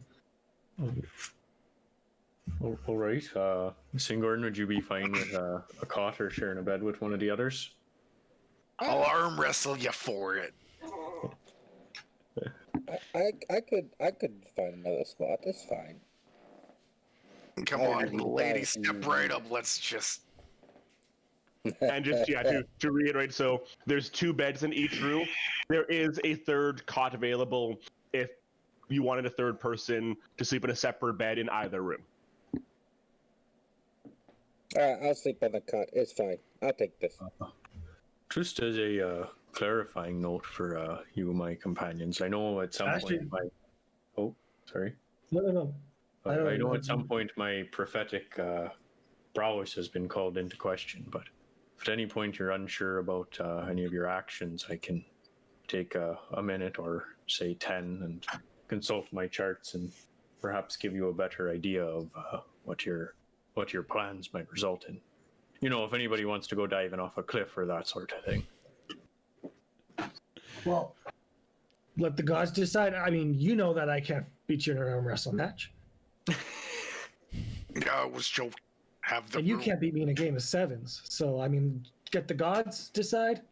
No, I was joking. Joke. No. You wanted you don't want to be you wanted up for that. You're not going to give the lady her room and her privacy. I see, Flex. It's fine. We'll let the gods decide. Yes, you do. The gods. So it appears that there's more than just the rods up asses in other rooms. There appears to be one up in this room too. I gotta All walk right, down well, the hall. I don't care anymore. I'm gonna go sit downstairs and grab a drink of something, some wine, preferably. And this is just a clarifying note, because if people want to buy food, like, you can, but also because we'll be having good berries every now and again. You don't really need to go and buy food if we're somewhere. That's not in your MO. So a good berry just sustains us for a day? Just 24 hours of sustenance.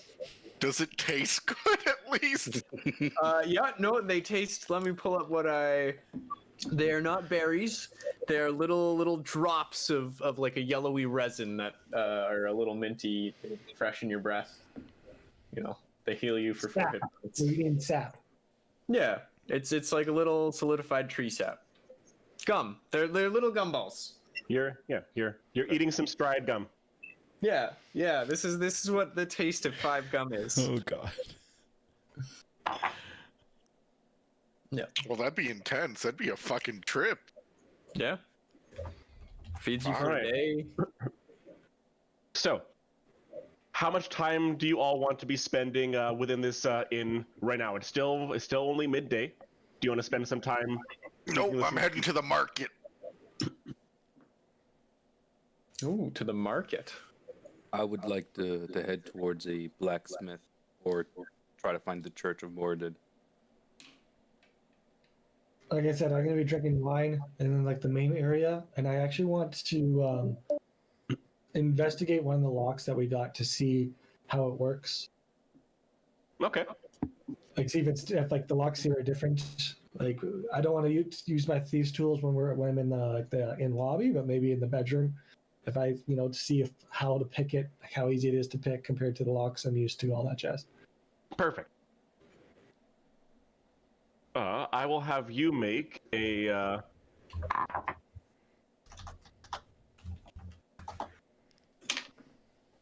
That's what left. I got really confused by the view check. I could do a thieves' tools check. Yeah, I would say Right, just give me a straight like that with proficiency, just like an ability check. 2. Oh, it's not good. Oh wait, I'm proficient in this. I can add stuff. Yes, I was going to say you're proficient, so you should be. Thieves' tools is dexterity, I'm assuming. I was going to have you make a sleight of hand. Sleight of hand. Yeah, but yeah, it's dex. Yeah, it's the same thing. 10. Okay. So you'll be over the next half hour or so. You spend some time fiddling.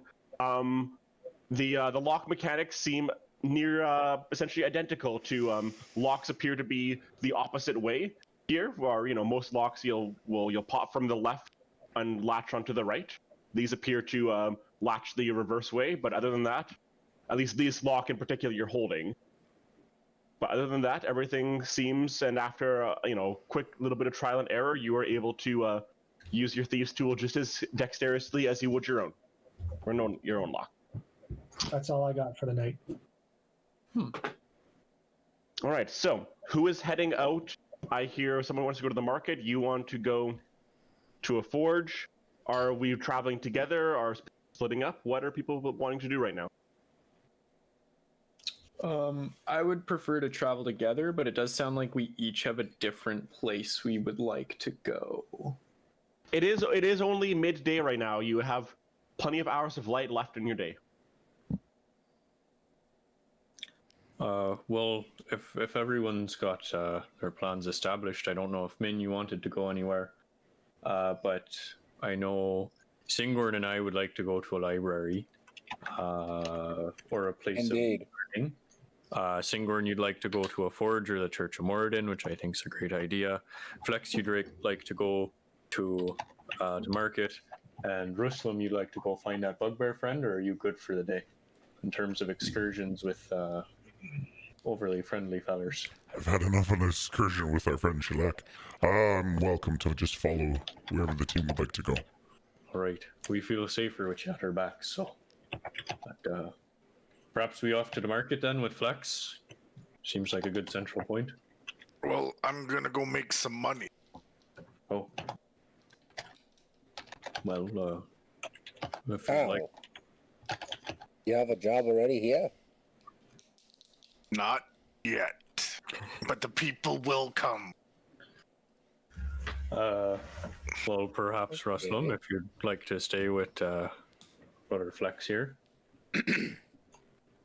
I'm just gonna look at Flex and nod. Look, Perhaps Singorn and I will go off and do our own little thing and allow you to your money making venture.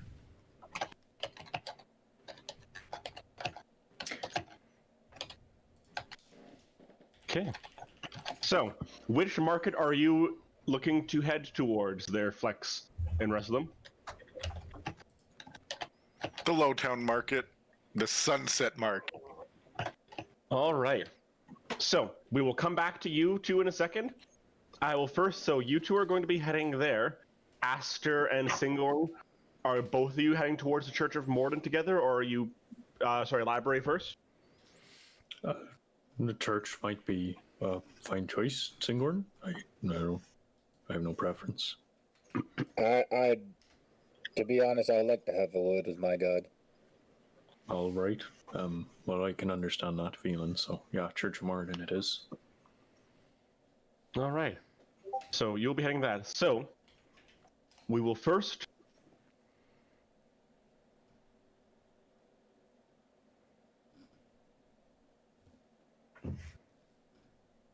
Well, here, Min, will you be joining them at market? No, no, thank you. I think I need to cool off.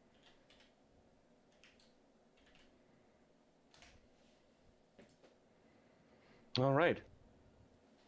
Then we will first spend time with Ruslam and Fleck.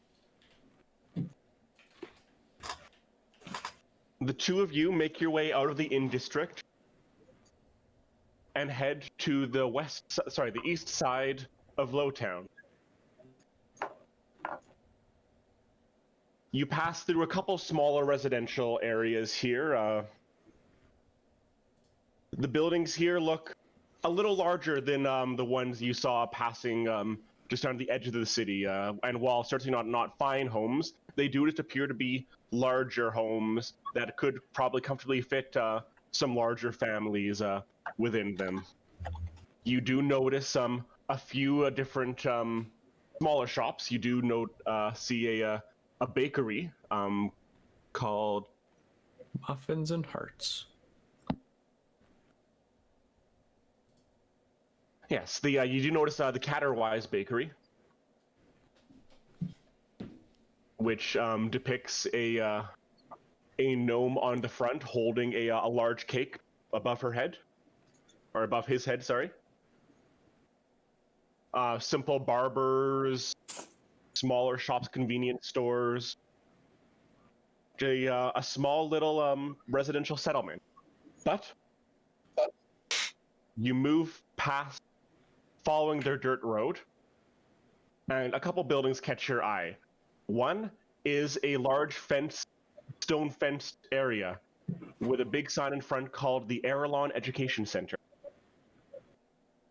Inside, inside the gates, you see a number of students, that appear to be playing, moving, running through the courtyard of this building. Directly beside that, you see a massive, what appears to be a 3, maybe 4-storied building, large open windows, open doors that you see plenty of people walking to and from. Many of the people leaving appear to be carrying bags full of anything from groceries to trinkets to any of the like. And you see a big sign on here called the Joaquin Market. On front, sorry, the Wavkeen Market. And can you make a religion roll for me, both of you? 8. No, probably 7. Not 1. Let me just confirm. Yeah, that is a 7. Yeah. So, looking at the sign, Resdom, yeah, you're like, Wavkeen. Who's Wavkeen? But Flex, you do recognize the name Joaquin as a deity. You don't know exactly, you can't remember exactly what they may be the god of, but you do certainly recognize Joaquin as a deity. I share that with. Interesting. I'm the big brain. All right. But you move past that and into a large square, bustling in a very similar way to what the Radiant Square was like, but very different. While Radiant Square was still very proper with, sections of live music and the like, this is just in a mosh of stands and people and just moving every which way. There appears to really be no rhyme or reason to it. At the center of the market, you see a large statue, probably standing about 15 feet tall, that appears to depict a kingly figure looking over the entire market.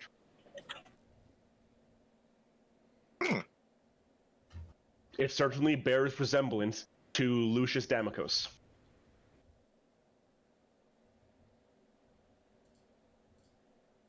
But like any market, you see people selling groceries, you see trinkets, you see some blacksmiths showing armor and swords and the like. You see a number of minstrels just dancing through fiddles and harps alike, collecting coin as they move through. It appears to be one of the most lively areas of Lowtown, at least so far, that you have seen. Perfect. So I go, and is it from the picture? Looks like dirt ground. Yeah, there's moving to the east side here. There's no cobblestone here. The road's fairly well paved dirt, but you are essentially in a large dirt and grass field now. All right. Well, I take what do I got? I must have some sort of tool. I'm so proud of my penguin today. I guess I kind of take an arrow and I make myself about a 3 meter, 4 meter wide circle somewhere in the dirt. Okay, you find it's difficult in a busy area, but you go to the outskirts of the market and draw yourself a square, a circle.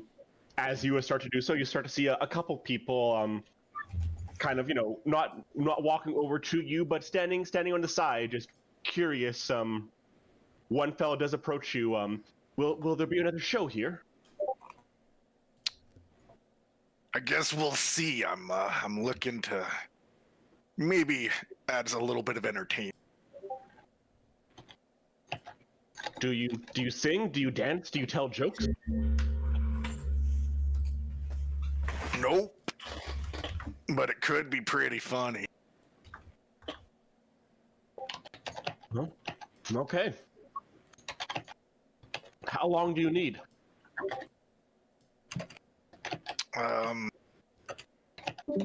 To set up, or yeah. As soon as the circle's done, I'm gonna pitter patter. Okay, and the man, moves, goes back to the group that he was with, and seems to relay that information towards them, and they wander off. So, once your circle is finished, what do you do? I reach into my bag and I grab. Fuck out of here, Monica. Get out of here, you fucking weirdo. Sorry. She was banging on my window. Oh, I was like, where are you looking? No, there's a window right there and she's outside. I grab my hourglass. I set that and I kind of give that to Ruslam. And I grab my little magic box and I open. Okay. And what is the tune that starts to play? Inspiration. Feel free to use. I don't know how to use it, and I don't want. Wait, you have a little musical box? Box, crystal, whatever. Yeah, whatever that it does that so plays my theme song.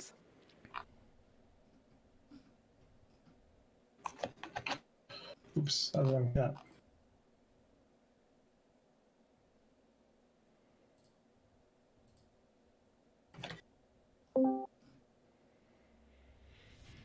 So,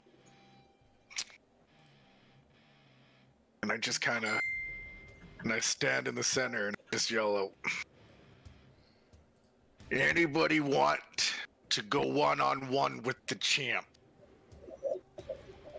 Can you make a performance roll for me, please? Yes. 19. All right. And I kind of, as I yell out, this is how it works. 1 silver piece, you pay. You last 30 seconds with me, I pay you 2. 1 gold piece, you last a minute with me, I double it again. Anybody think they can last 30 seconds in this here ring with me?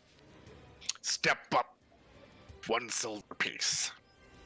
At this point, there's about a group of 7, maybe 9 people there. You see 2 fellows, 2 tiefling fellows, but roughly in their middle age, each drinking a thing of ale.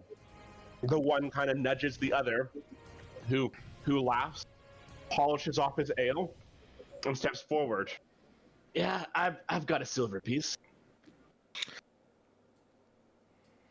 All right, well, I take the silver piece and I put it in my bag and I say, all right. And then I grab 2 silver pieces and I kind of just put them next to my bag. 30 seconds.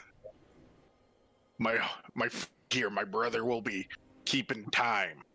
When he says go, you and me tussle. I pin you to the ground. 3 seconds, you lose. You leave the ring, you lose. Any other questions? What if I pin you, or if I push you out of the ring? You get the money. So, if I last 30 seconds, I get 2 silver. If I beat you, I should get more, shouldn't I? If you beat me, I'll give you 4. The man, looks to his friend, nods, steps forward, kind of, flexes his shoulders, and stands in the ring, hitting his fists together. All right, brother. On your count. 3, 2, 1. Wrestle. All right. Can you make an athletics roll for me, please? Yes. All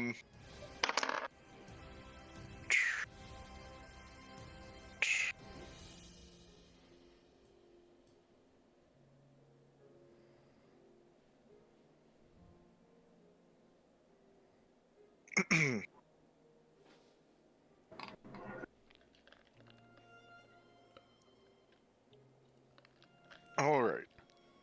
It is a 18. All right. So, as the man charges forward, going to grapple and push at you, you manage to overpower him at first, gaining the upper hand. What would you like to do with your upper hand? I'd like to just kind of... What is it? He's a tiefling? Yes. So he's a good foot and a half shorter than you, but he's still a stocky fellow who appears to have at least a bit of weight behind him. All right. Well,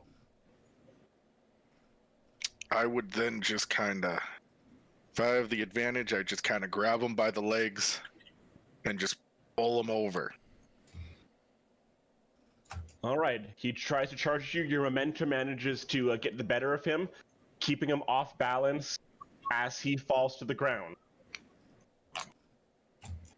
But he isn't completely pinned yet, so I'm going to have you make another athletics roll, this time with advantage.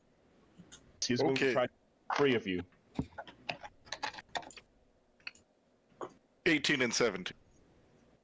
All right. You are clearly more than a match for him, and as much as he tries to push past, you're able to just use your natural strength and weight to keep him pinned down if that is what you choose. Or what else would you like to do with that? No, I want to do this as quickly as possible. All right. Then at this point, in less than 10 seconds, you have pinned this fellow to the ground. Okay, and I count 1, 2, 3. Get up, pick him up, dust him off, and say thanks for playing. Okay, one more time, double or nothing.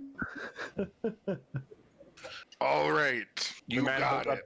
2 silver pieces and, with some effort now, looking a little annoyed now, throws them in your hand. Okay, I put him next to my stash, and I just kind of like, all right, and I kind of just slap my shoulders, and as a bonus action, I am going to activate my frost rune, and I get a +2 on strength checks for the next All 10 right. minutes. Well, then let's make another athletics roll against each other here. 21. All right. This time, the man, a little more cautious, isn't just going to charge right at you. He's tries to shimmy to the side, jukes one way, and then tries to go the other. But you see him coming the entire way, and you have the first advantage, and you have him either grappled or in your control. I'll put him in my control, so I have him. I'll have him by the waist. All right. Can you make one more athletics roll for me too, as he's going to try to break free of that? Yep. 19. All right. He almost manages to squeeze himself out of your grip, but you are too strong for him, and he managed to hold tight. And what would you like to do now? I'd like to pick him up, put him down. Pick him up, down, or pick him up, down? No, I'm not trying to hurt the guy. You don't make any money hurting the common. So no, I'd just like to pick him up and kind of drag him to the ground. Have him. All right. And before the clock even hits 10 seconds, you have him pinned once more. Yo, what is it? Sorry. No, go ahead. I wanted the flavor. You said you invoke your cloud rune. This is the first time we get to see that. Frost what rune. happens?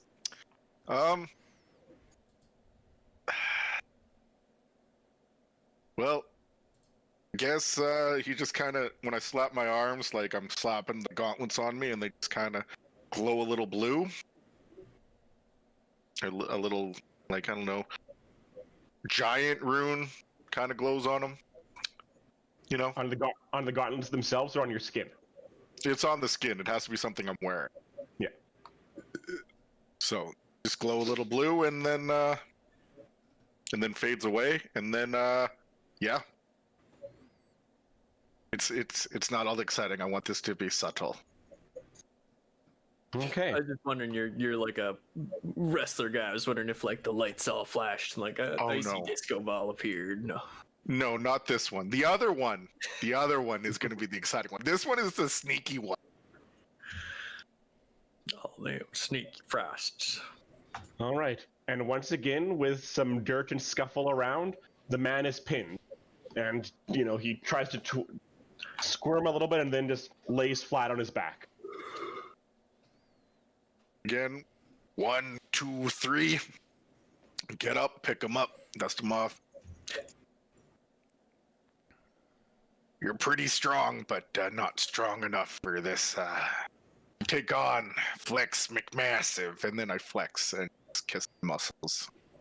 And at this point, now you've got about 12, 13 people there, and you get, a handful of applause, some laughter at the other fellow as he, goes slinking off.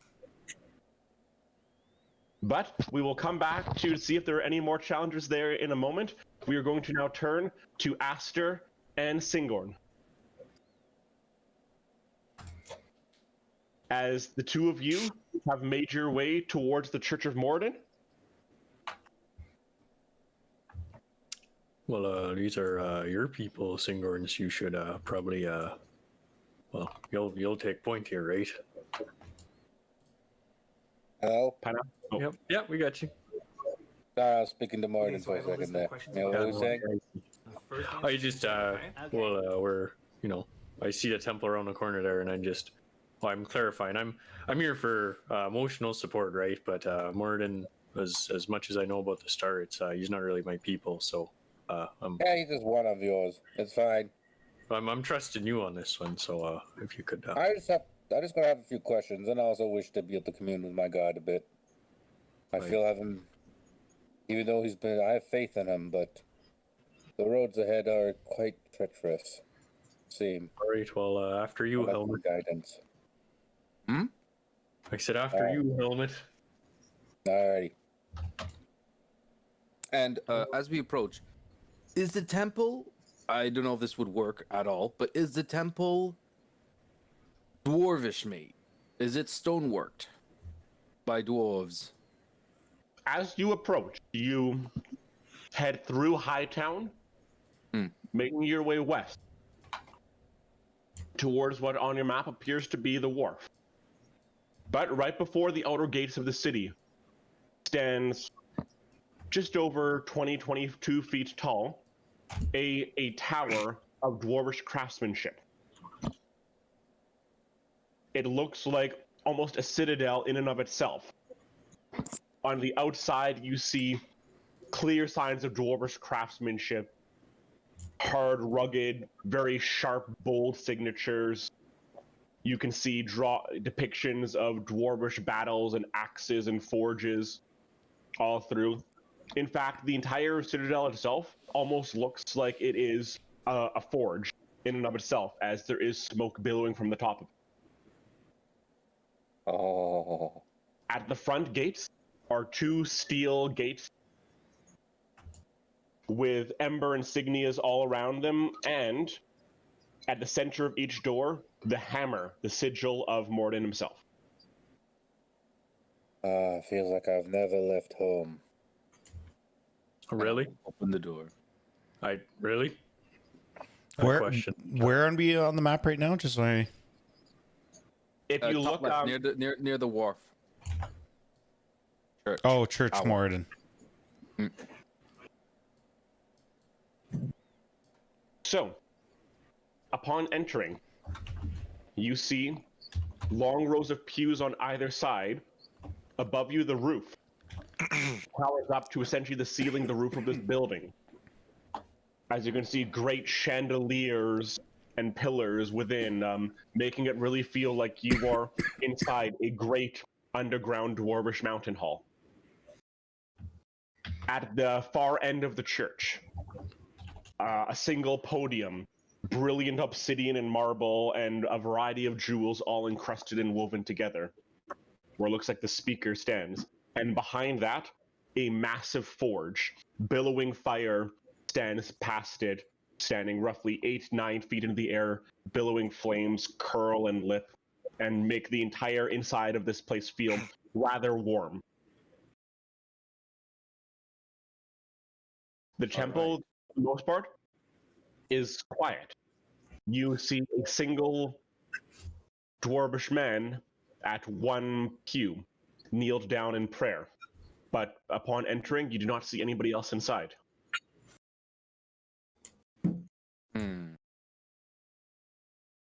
As the doors open, echoing throughout, the man turns. It appears to be a dwarvish man of older age. You'd estimate he's probably at least a good 200 years old. Right now, Singorn. Who looks over to you and then turns back down in prayer once more. I will quietly approach and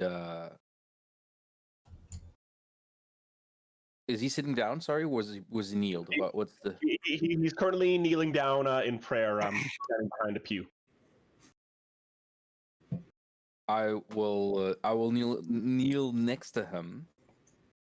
Sure. You notice each kind of section, each chair, in front of it has an area to sit, but in front, a steel plate, essentially an anvil in front, for each individual sitting there as a spot to potentially forge, or as you know, with a lot of Morden prayer, the striking of an anvil is a symbol of prayer in and of itself. So either to strike, to forge your own beliefs, or to actually strike metals or works as well.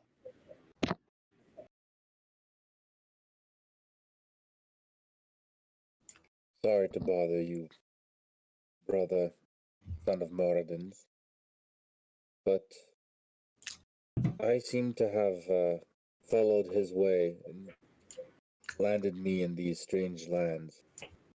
Do you mind sharing with me the past? How did Moradin's touch reach this place, this land? You good there, Dom? Fucking great. The man looks up at you. He looks... Dumb isn't the right word, but he certainly lacks an air of sharpness as the man looks at you. No bother.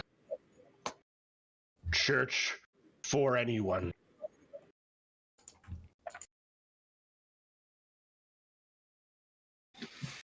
What do you mean, church for anyone? Moradin. Any dwarf pray to. Moradin, watch us all.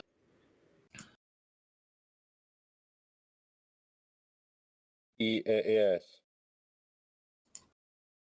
Is you see the red eyes squint on the plate, like, Is there anyone else in these halls? I am here, and you, and that makes 3. And who are you? Nori. Nori. Underfury. Well met, Nori Underfury. I am Singon Spine Snapper. This here is my traveling companion, Asta. Hello. Hello. You must excuse Nori. He is a man of few words. Oh. You look up and you see another person has entered the hall. This is a dwarvish woman. Her square face framed by her long blonde braids that fall back behind her head. Her skin, slightly pinkish tones, made even more brilliant by her very sharp green eye. She wears a half plate encrusted with a variety of jewels. Obsidians, irons, rubies, sapphires, essentially every mineral you can think of has been encrusted and woven into this half plate she wears. She holds what at first you would glance and believe a walking stick, but actually a large great hammer she holds at her side. Hello, my child, and welcome to the church. I am Sonalar Reinen Brightdelver. Well met, High Priestess. I prefer the term Sonalar. I am not a priest. I am not a high priestess. That is reserved for the Church of Aegir. You may call me Sonalar, Reinen Brightdelver, or simply Reinen, whatever you prefer.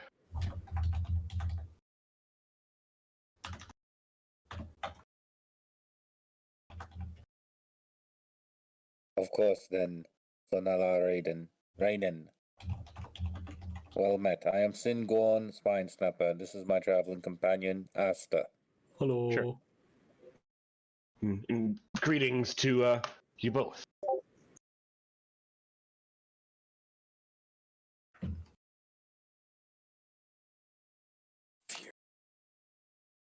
Typically, our kind does not pray until after the workday, but of course we welcome anyone within our halls at any time, dwarvish or not. She gives you a bit of a look, Aster. Oh, sorry.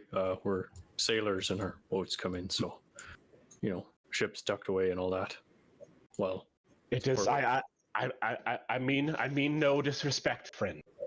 It is just rare to have one not of our kind walking into these halls. But of course, any are welcome in our church. Well, thank you very kindly. And then Aster kind of steps behind Singorn as if to like shrink behind him, but that's not gonna quite work for the height differential.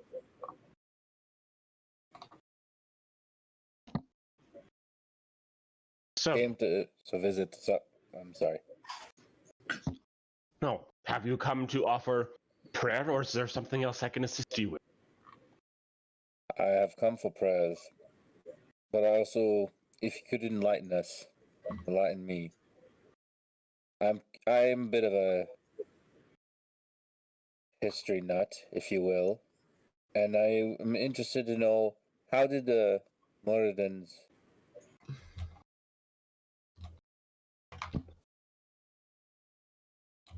So, did we lose you, Jer? Pineapple? Did I die? No, I didn't die. No, you're... No, you didn't die. It's like, am I? Hello? Hello? There we got you.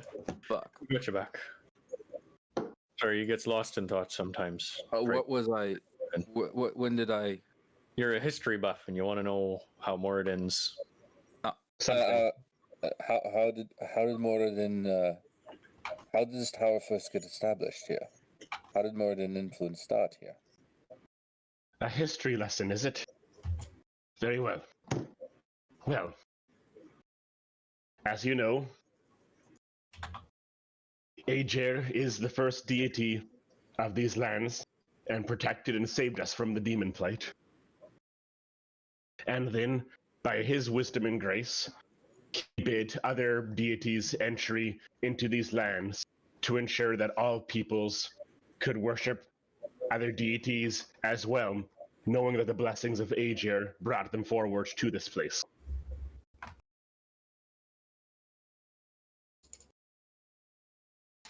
That was demon blight, demon plague. Indeed. The plight, the plague, the great demon war, as many call, thousands of years ago when demons freely walked these lands. But it was, of course, Aegir, the first god who answered our prayers.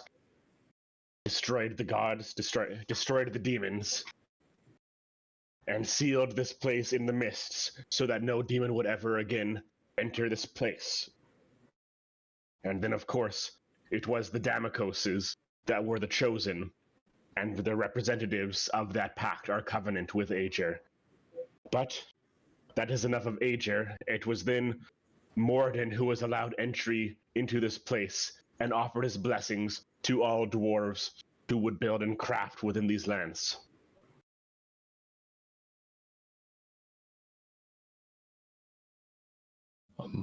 Thank you very much for that. I'm a little bit of a scholar of the faith myself, and well, I suppose there might be better places to learn this, but while we're here, in the big city at least, one thing I've always wondered is what order was it that the other gods were allowed in by Aegir? In what, what sequence? Well, I suppose looking back, Moradin would likely have been one of the first. It was Moradin, Lathander, and Saloon that were among the first three that were allowed entry within. And then shortly... Sorry, speak, friend. Well, I was wondering when Ilmater and the rest were, but it seemed like you were. Ilmater and others followed. However, of course, you know there are the three that were forbidden into these lands, and they did not hold up their end of the covenant, and were banished. I'm not that great a scholar myself, but do you have any idea why each of these deities did not uphold their covenant? Well, of course, It was, as, well, children learn, the 3 T's. Tyr, Torm, and Tempest were all forbidden from these lands. Their judgment, their laws, were nothing to what Aegir, God, pulling up many things at the same time, my friends.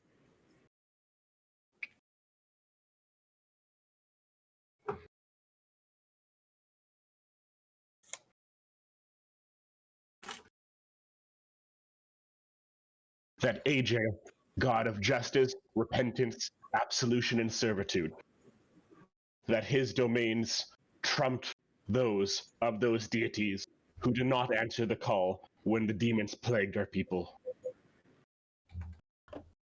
What was the justice, repentance, servitude, and Absolution. absolution? Sorry. I see. Again, not a scholar, but is there any current theological discourse on where these gods fled to after Aegir righteously scoured them from the lands? I don't Perhaps know the name of the gods. there is some debate. Some believe they simply went back to their own planes, while others believe they exist somewhere beyond the mist, along with other evil deities, always trying to find ways to break in and to spread discourse. As a sailor, I know the common folks kind of fear of the mist, but from the faith's perspective and from Moradin's, is it a blessing from Aegir, a protection? Was it an offshoot of the demon plague? What's The mists are a gift. They are a presence. They are a gift from Aegir, who gave us a protected place where no demons would ever walk within these lands. And while trying to enter or pass through them is taboo and causes great distress, within the mist, we are safe. And that is not only Aegir's pact, but Moradin's as well, as his shield guides us here. Perhaps Moradin helped build the mists, eh? She just kind of stares at you straight-faced. Thank you very much for your very informative lesson, Brayden. If you allow me, I would like to go pray now towards Moradin. And pray as you please, if you wish. It is in the evenings, when it is time to break bread, that a dwarven community typically gathers here, and dwarves meet and discuss the days and other such things. If you wish to join, it is an excellent community to be a part of. in the afternoon, did you say? In the evening, for we offer dinner and wine and ale here. I would definitely come visit then. Thank you very much for everything. Yes, Asta? I just this seems like the place. For the less fortunate in the city, is there somewhere they find alms or they're distributed, or is that in your church here or the like? We offer as much as we can for the poor and less fortunate worshippers of Mord, and for the most part, it is indeed our own dwarvish people that we care for here. Well, by Moradin's will. She nods to that. The other church, yes. the Church of Ilmater, the Church of Lathander, all offer as well. And of course, there are the community halls in Lowtown, the orphanage, the Church of Aegir, of course. Those are some of the more predominant almsgiving that is offered in these parts.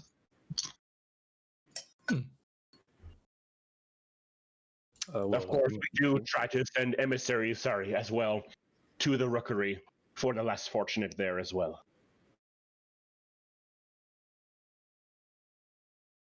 That's all. Thank you.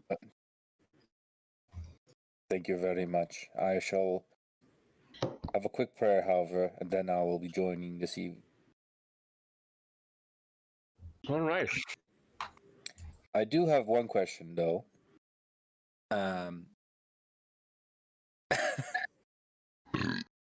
Has there ever been any sightings of demons ever since the mist? And just to have the nice little contrast of that question, Singorn essentially is in a normal clothing, but for like the church essentially, and he's got a metallic helm with red eyes glowing. Essentially, he's asking that question to contrast. Essentially, there's been no demons that's ever landed on this. Not a single demon in thousands of years. Thus is Aegir's pact. Technically, if you have thaumaturgy, you could just change the color of your eyes. But it would only last. It would. I don't think it lasts that long. But it might help if that's something that he's self-conscious about. No. Thank you. Sincerely. And I will be joining this evening. Will you be here this evening? I am always here. This is my home. You are one who has clearly dealt with hardships, and I would happily like to offer whatever hand and offer that what the community can give to you. By the will of Moradin. By the will of Moradin, he led me here. And I'll head bow and go towards one of the I don't know what seats, so you call it. Take out my hammer. The pews,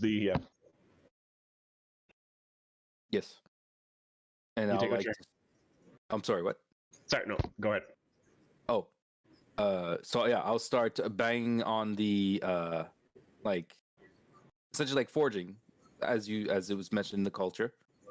Start banging on the anvil and essentially praying towards Moradin. Okay. As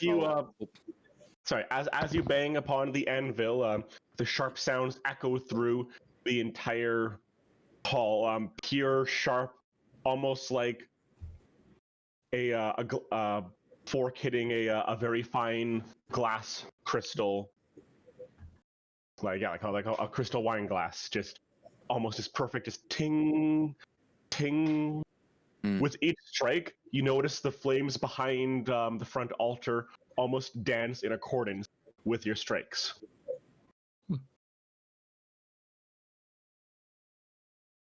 Lord Moradin, I have followed your path. You sent me on this quest to this unknown land. And guided me and, to some extent, my new companions. I don't know what it is you're asking of me here. I asked to become your champion and just follow the path that you set for me.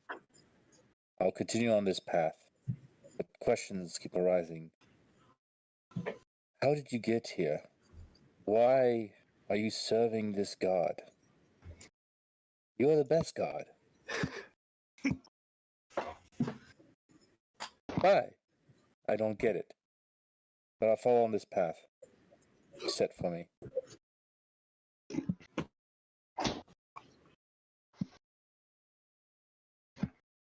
Okay. All So, other gods inferior.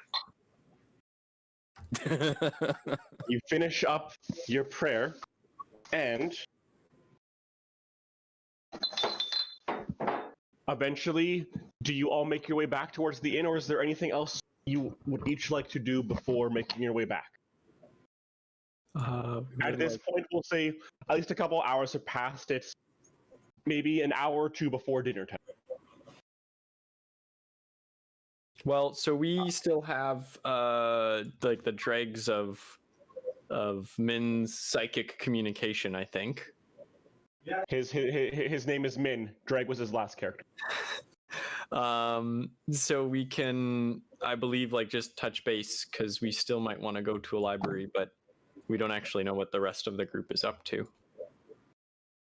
After a couple hours, by the way, you end up making an extra 25 silver pieces, Flex. Excellent. And I give 10 of it to my brother. Excellent. I was muted. Here, nobody in the market, at least at that point, were willing to offer up a gold piece, but you did get a collection of silver pieces from. You had a couple people come close, a couple actually good scuffles, in particular with one other Goliath fellow who managed to stand his ground against you. That fellow actually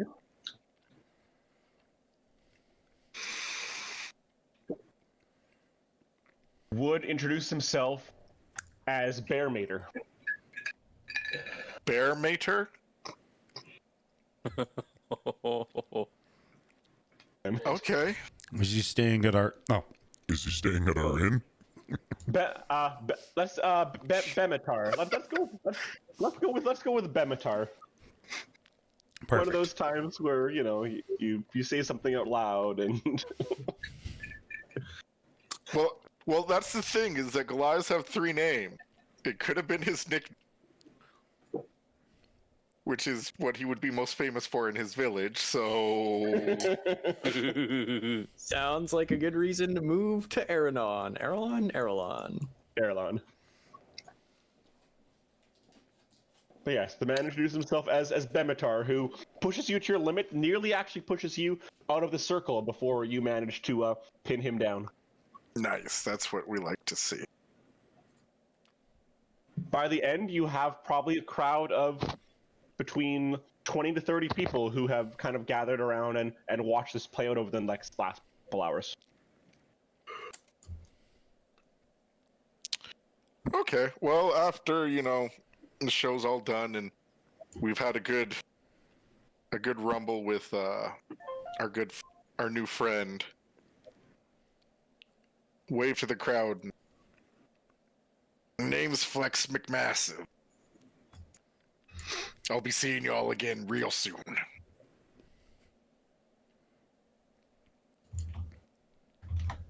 And then I offer my new Goliath friend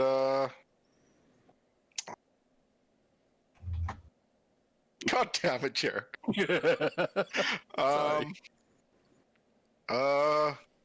I ask him if there's a place he'd like to go and grab a drink. I tell him where we're holed up and kind of laugh. We're not from staying the night.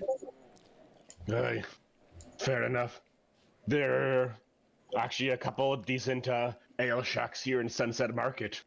If I can buy you a drink for besting me. It would be my pleasure. Brother, a drink? Excellent. Yes. Okay, yeah, we'll go have a drink with the Goliath. All right. Meanwhile, let's circle back to Min quickly. Yeah. As you sit there with your chess set, at one point, another tiefling fellow, a red-skinned tiefling, comes over and offers to play a game with you. Sure, but I only play for money. Well, then what is the wager? Whatever you feel lucky with. Well, lass, I will start with a simple 5 silver pieces, and let's go from there. Okay.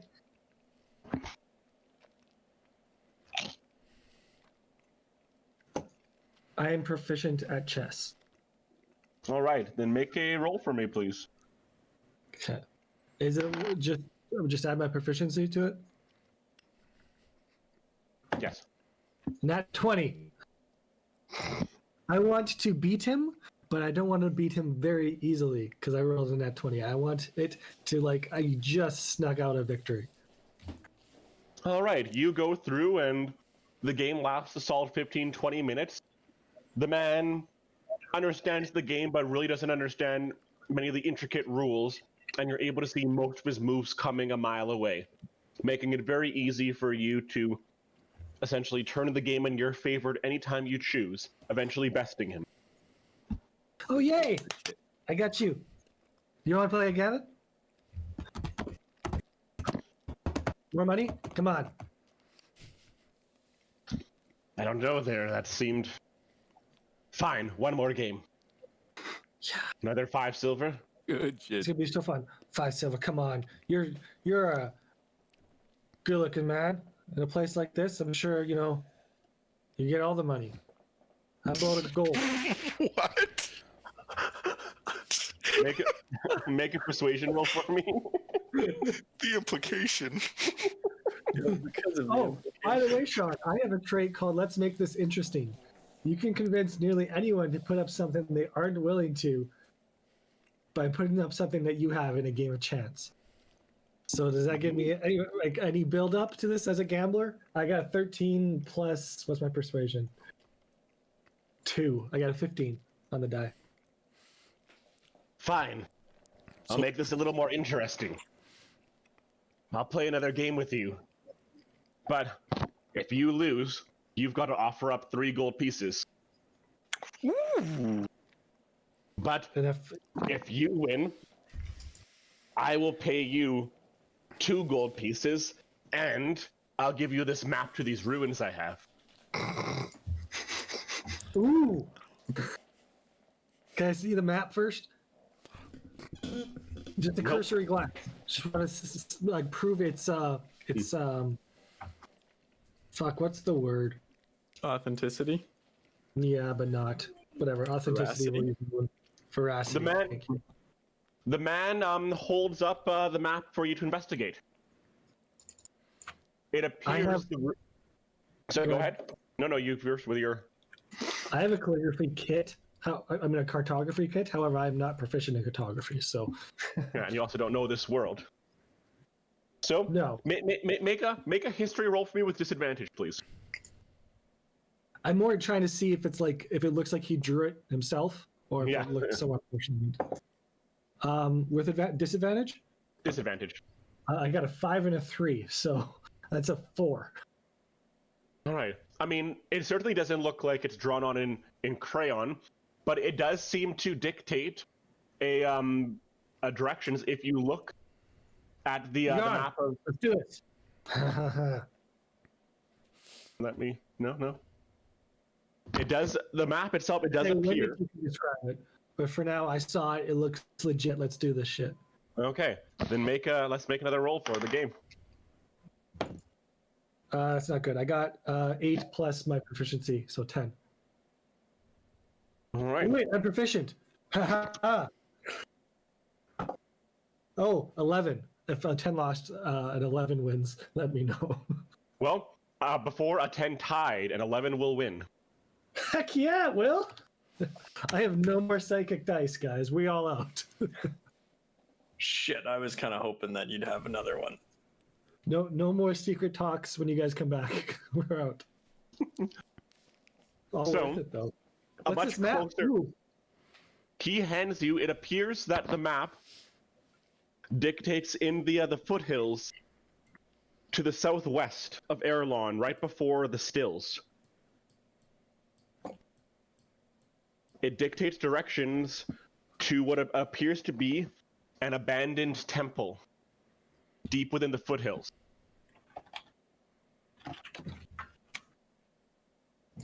Dope. Oh, that was another close game, man. You're really good at this. I think it's my beginner luck. I think I'm done for the day, and he's going to grab his ale and leave for the table. Did I get my 2 gold pieces as well? He throws them absently at you after. Or Excuse me? Okay, wait. You all heard that, right? You all heard that? This disgrace of a man. Oh shit! What an asshole. And I'm gonna cry. I mean, Fake you didn't cry. have the choice. You used your gambler feature against him. He literally had no other option. He didn't get. Play with me, Daddy. Oh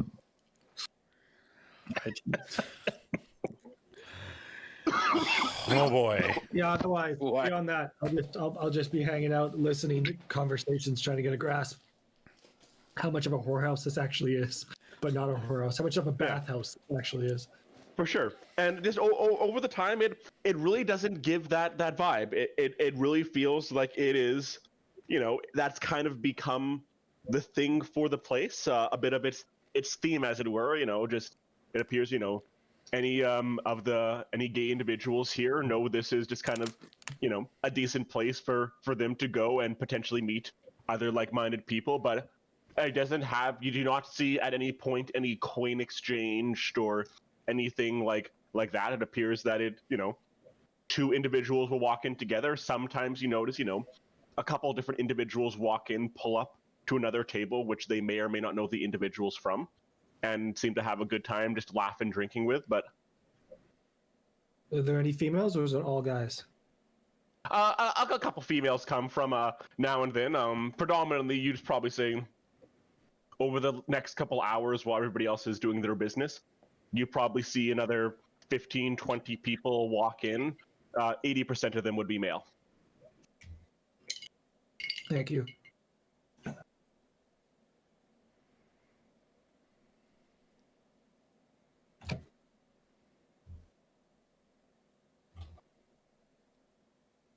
Woohoo! So we just hang out. Our home base is now a gay bar, and I'm okay with this. Very okay with this. This is amazing. Of all the bars, Like I said, we can switch bars tomorrow. We didn't pay in Nope. advance. This is our new home base. I have a question, John. Did you know that this one out of all of them was the gay bar? of course. Or were they all I know. gay bars until I know all of them. The DM never reveals his I secrets. know. I try. You tried. So we're gonna regroup, but it sounds like Singorn wants to go chill with the dwarves for the evening, and Aster wants to go to the library. But we don't necessarily. I don't know. It's late. We've been chilling for a little while. What are we? Yeah. What are we Well, how's everybody feeling? Like outside game right now? Because I know Tyler, you said you had a really bad migraine, and Sean, you said your throat was hurting. This may be a decent opportunity to put a peg in it. We've been going for 3 hours. Wow. Poor choice of words. Wonderful choice of words, my friend. I couldn't have done better myself. Gay. Very fitting.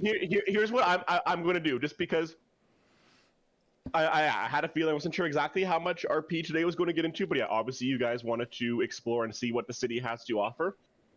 Over the next few days, we can visit some individual things each of you want to do here, including Singorn going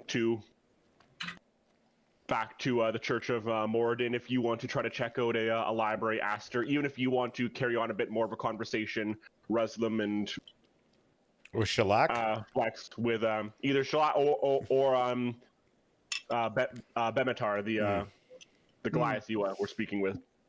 We can put a pin in those things. I would like to jump just to the following morning quickly and do a little bit there just to set you guys up for next session. Sound good to me? Okay. Yep. 10 out of 10. All right. So, Ruslam, you wake up in the middle of the night, a figure in your bed. Oh, God. Yeah. Well, that's where Shellac went. I Sure. suggest that Singorn sleep in my room. I move the cot. I guess I'm the only one here. I'll move his cot into mine and Aster's room. So you will share a room with Singorn as well? Yeah, Okay. as an olive branch, you could say, for my anger earlier. So,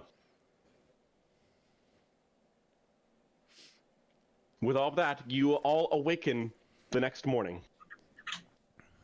Far more refreshed and still very unwary about your situation, but at least a little more comfortable. This is at least a bit of a normal circumstance for you all, sleeping and waking up in an inn after traveling together. You all sit downstairs in the morning at the Salty Orange, enjoying the omelets that Shellac did mention, and they are quite good. They are, perfectly cooked eggs. They have a variety of sausages, and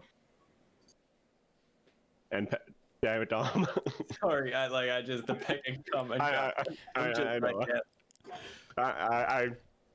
But sausages and spicy meats and the like, and peppers and cheeses, vegetarian options as well for those who wish. And you sit there, some of you perhaps with a tea, some maybe with an ale already.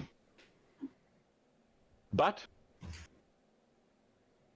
shortly later, the door opens and a stout halfling walks through the door. He's a fairly plump fellow. He walks with a dark mahogany walking stick, favoring his left side a little bit. You notice he wears a scarlet tunic with shoulders that appear to be padded. He wears black trousers, and you notice what appears to be some mud caked on the left shin, and the top of his left shoe is scuffed. He is clean-shaven, and his orange, nearly lemon-colored hair falls past his ears in large curls. In his hands, he holds a couple rolls of parchment papers and a few scrolls. Hi, hello there. You must be our 5 guests, then, wouldn't you be? Nods head. I am Sir Anson Tunnel, a representative of our king. He gives a quick little bow, gestures his hand outward.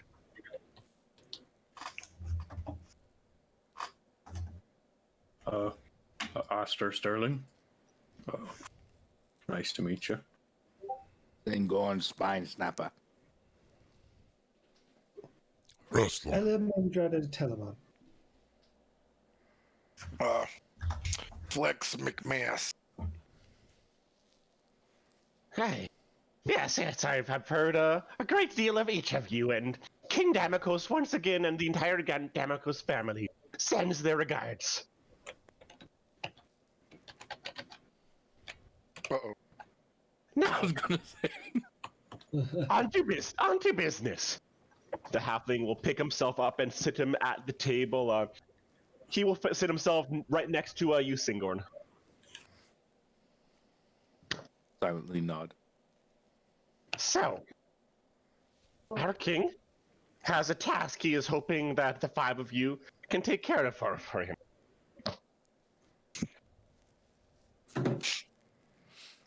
He specifically said, knowing that you are unclear with these lands, he thought it would be a good first step for the 5 of you. You see, to the east, there have been issues with a number of raiders who have attacked. They originally started just attacking shipments, stealing supplies that were coming into Aerillon. But the Crudes have gotten bolder, and they have started to attack guards coming in and out of the city, and they have actually killed a number of the fine men and women who protect the city. In any other circumstance, our king would send his own guard forces out, but knowing the 5 of you to be stand-up citizens, loyal to the crown, he wanted to give you this opportunity to show yourself and prove your worth as citizens of this land.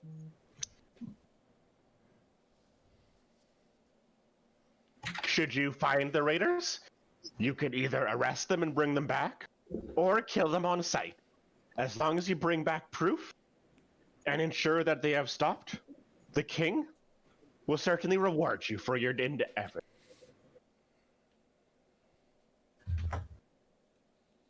How much are we talking? Why, It is rude to ask for a price from the king. The king himself will be giving you a reward. If that was a gold piece apiece, that alone should be good for you, miscreant. We're not all fighters here. Is this what the king demands of us? This is a request from the king. Should you not accept it, he will, of course, have guards who will take care of the matter at hand anyway. He did mention, however, that your citizen papers may have gone afloat in your shipwreck, and that the fines and the cost to replace those would likely be waived should you do this task for him. Well, I guess these men can keep me safe. We could probably do this, right, guys? I hope so. Of course. Consider it done. Now, the king was curious. Will you be intending to kill these men? Or will you bring them back? The stars have foreseen great bloodshed, so hopefully it's not ours. But it doesn't seem it's in their destiny to submit and, well, be brought back of their own will. I got exactly one pair Of what? manacles. Ah. There's something in my throat. Damn. Is it shellac? Fuck! I was avoiding it. Could be, God damn but I didn't think I was his type. Maybe it's just big. The fur's a bonus. Yeah.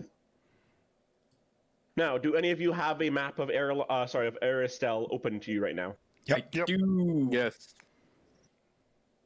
I'm confused. Where are these shipments from the east? There are no roads that lead east of Aerillon. At least no major ones on that. Anson is going to spread open the map. It is on the main road, typically from both Penrith and Gabstead, that these shipments have been taken. But lead us to believe somewhere in the perimeter forest, right before the divides, within the forest there is likely where their base has been operating from. But, and I will draw for you after, we believe we do have an understanding of where they are mainly coming from. Almost somewhere direct in the center of the woods, outside the kingdom.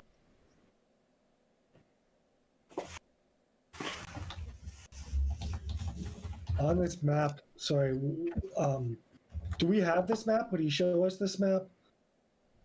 He would be showing, so at this point, yeah, him rolling out and would likely even give you a copy of a full map of Aristel.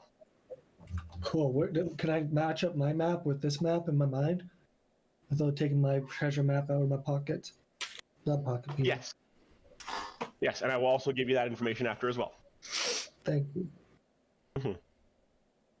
So, Anson goes to stand up. Well, that is all from me.